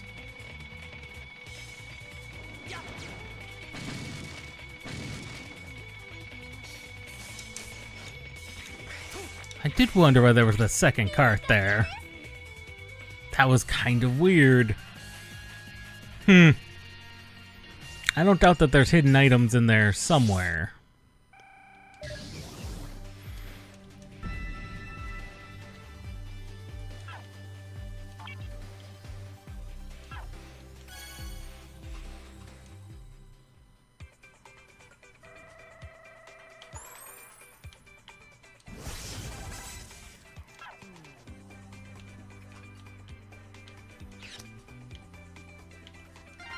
X.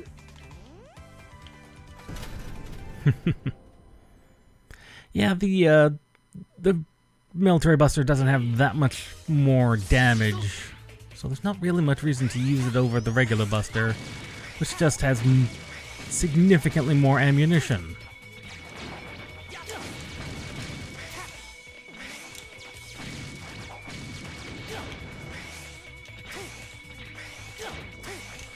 Ah, spikes are not instant death. That's good.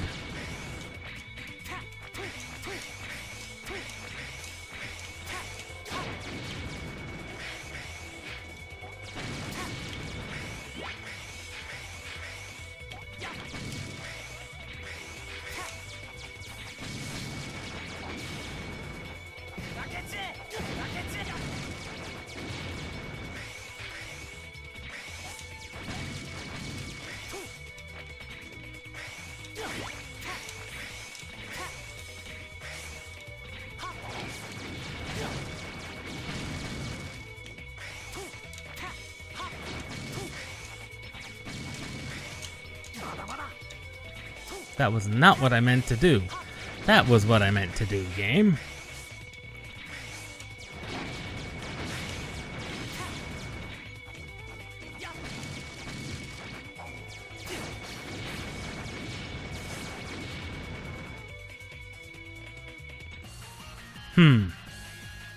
Still more than 30% health, so we should be able to do it. Assuming that falling in the pit did not count. Which it might not have. It did in fact not count as death.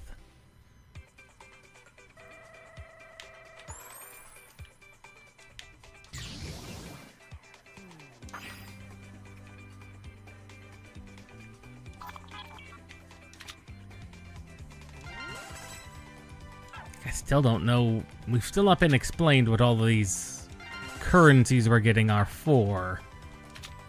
Which is hilarious. Especially for a gacha game. Or gacha-esque game. It's surprising that they haven't told us anything about that system yet. Like, that's normally something they tell you early on in the tutorial.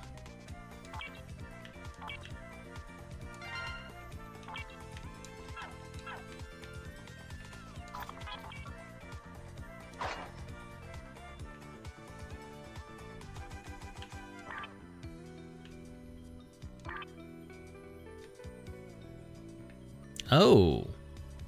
We can just straight up increase attack power. Huh.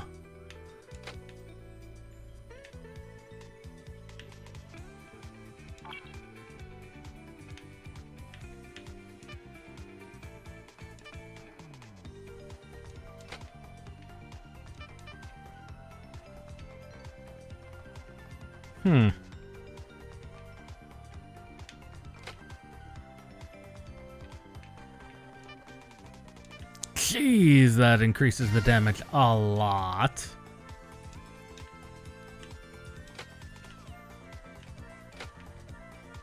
And that costs literally like no money to speak of.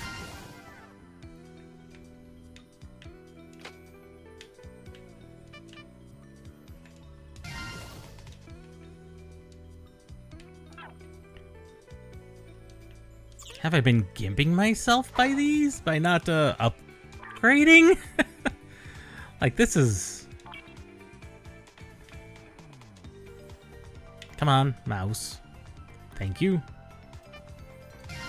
That's like so much zenny.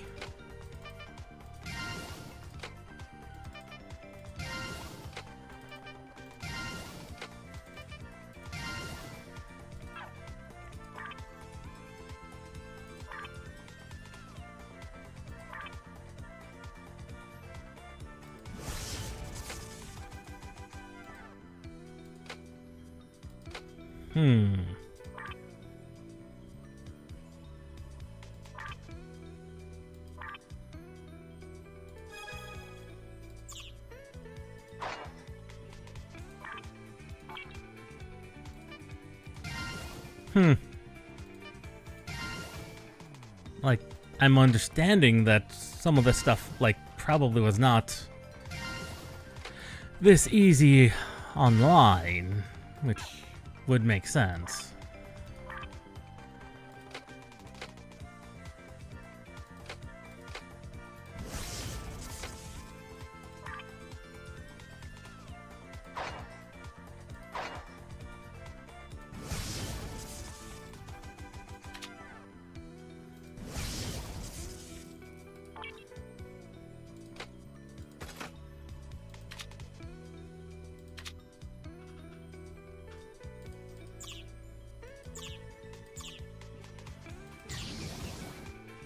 $7,000 now.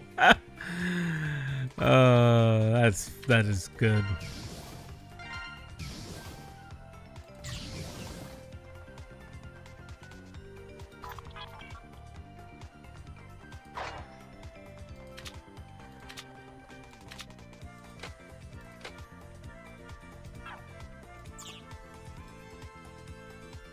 Like, we've not been given much tutorial at all on what would be the gacha.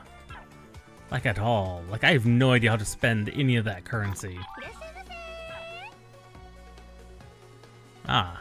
New items, you say?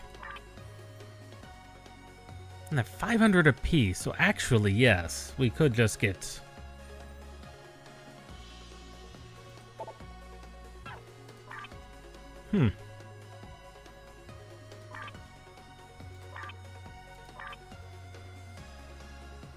Ah, there we go. 1,000 for a character I don't have. Huh.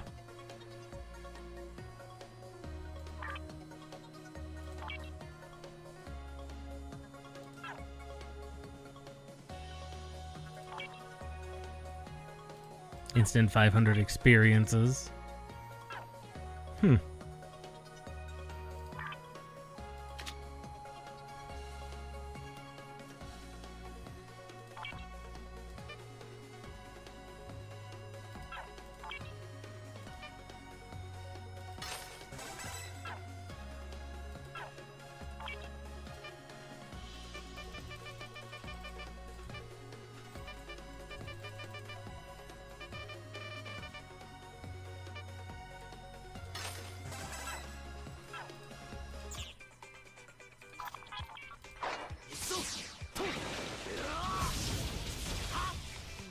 Ultimate Armor X. Interesting.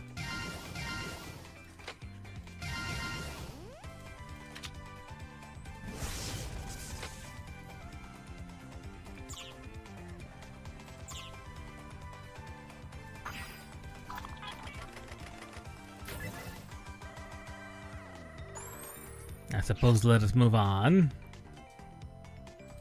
X 行きます。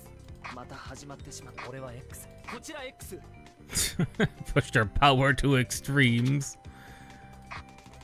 Again, regular Buster just seems stronger, just in general. Like for all the things they're trying to do, they've not explained like any of the gacha or upgrade systems, and that's hilariously bad.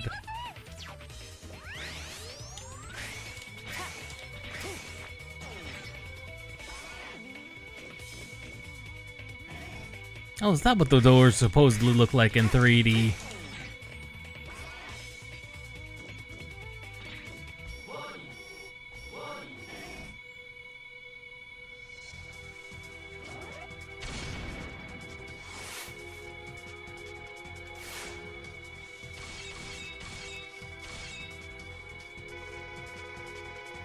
How many health bars do you have?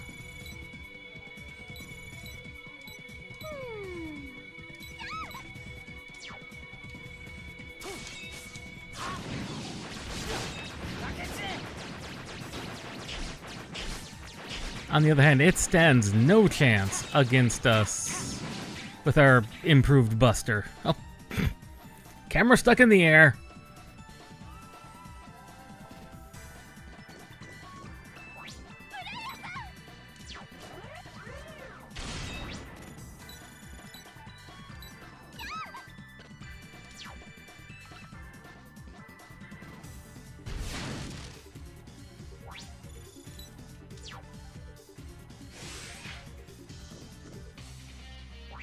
That's a 0. But that's not the normal 0.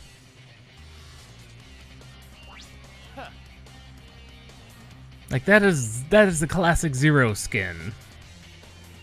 But not quite. Something is different.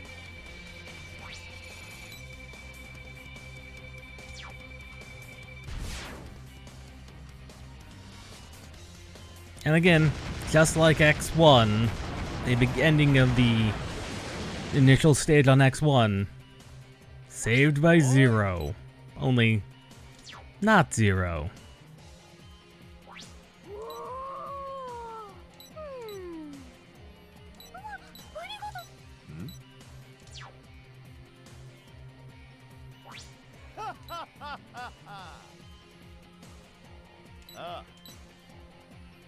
A different administrator, huh?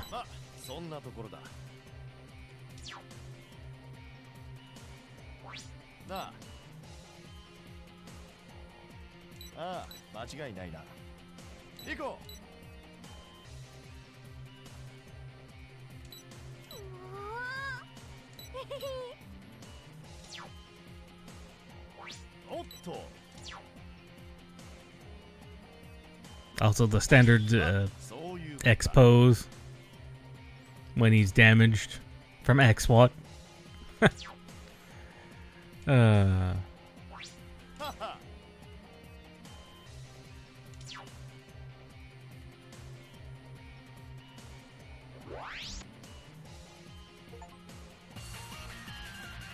Interesting.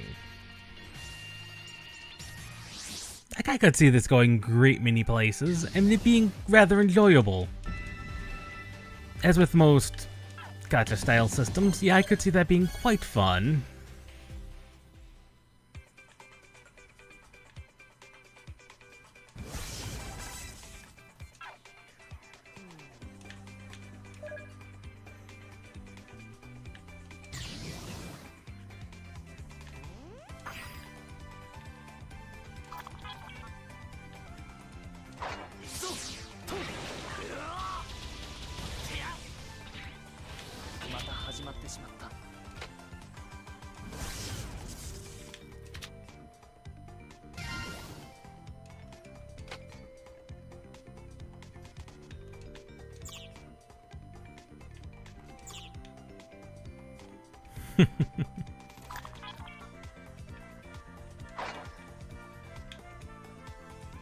Beam rapier.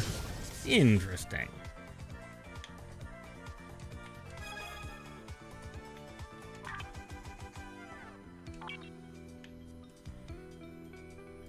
Like, I get this. I can see why it was fun. I can see why it is fun. It is interesting, to say the least. Is it a more proper, like,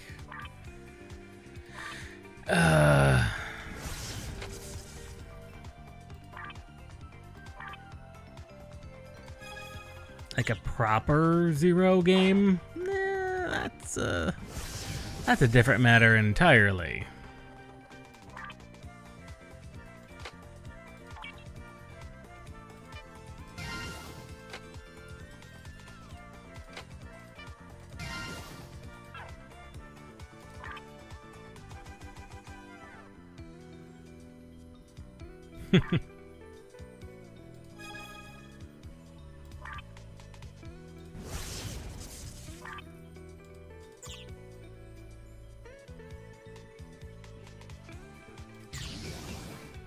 $8,000.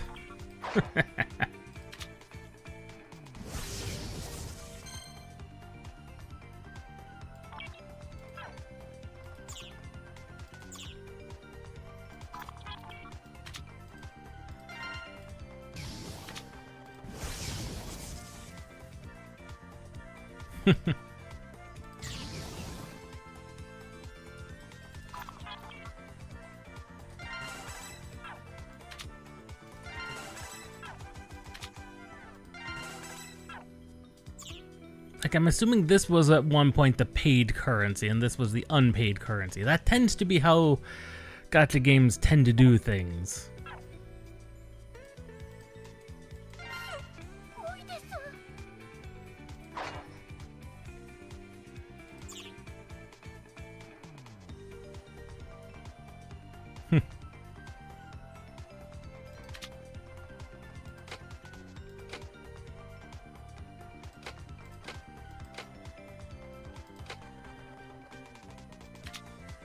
Interesting.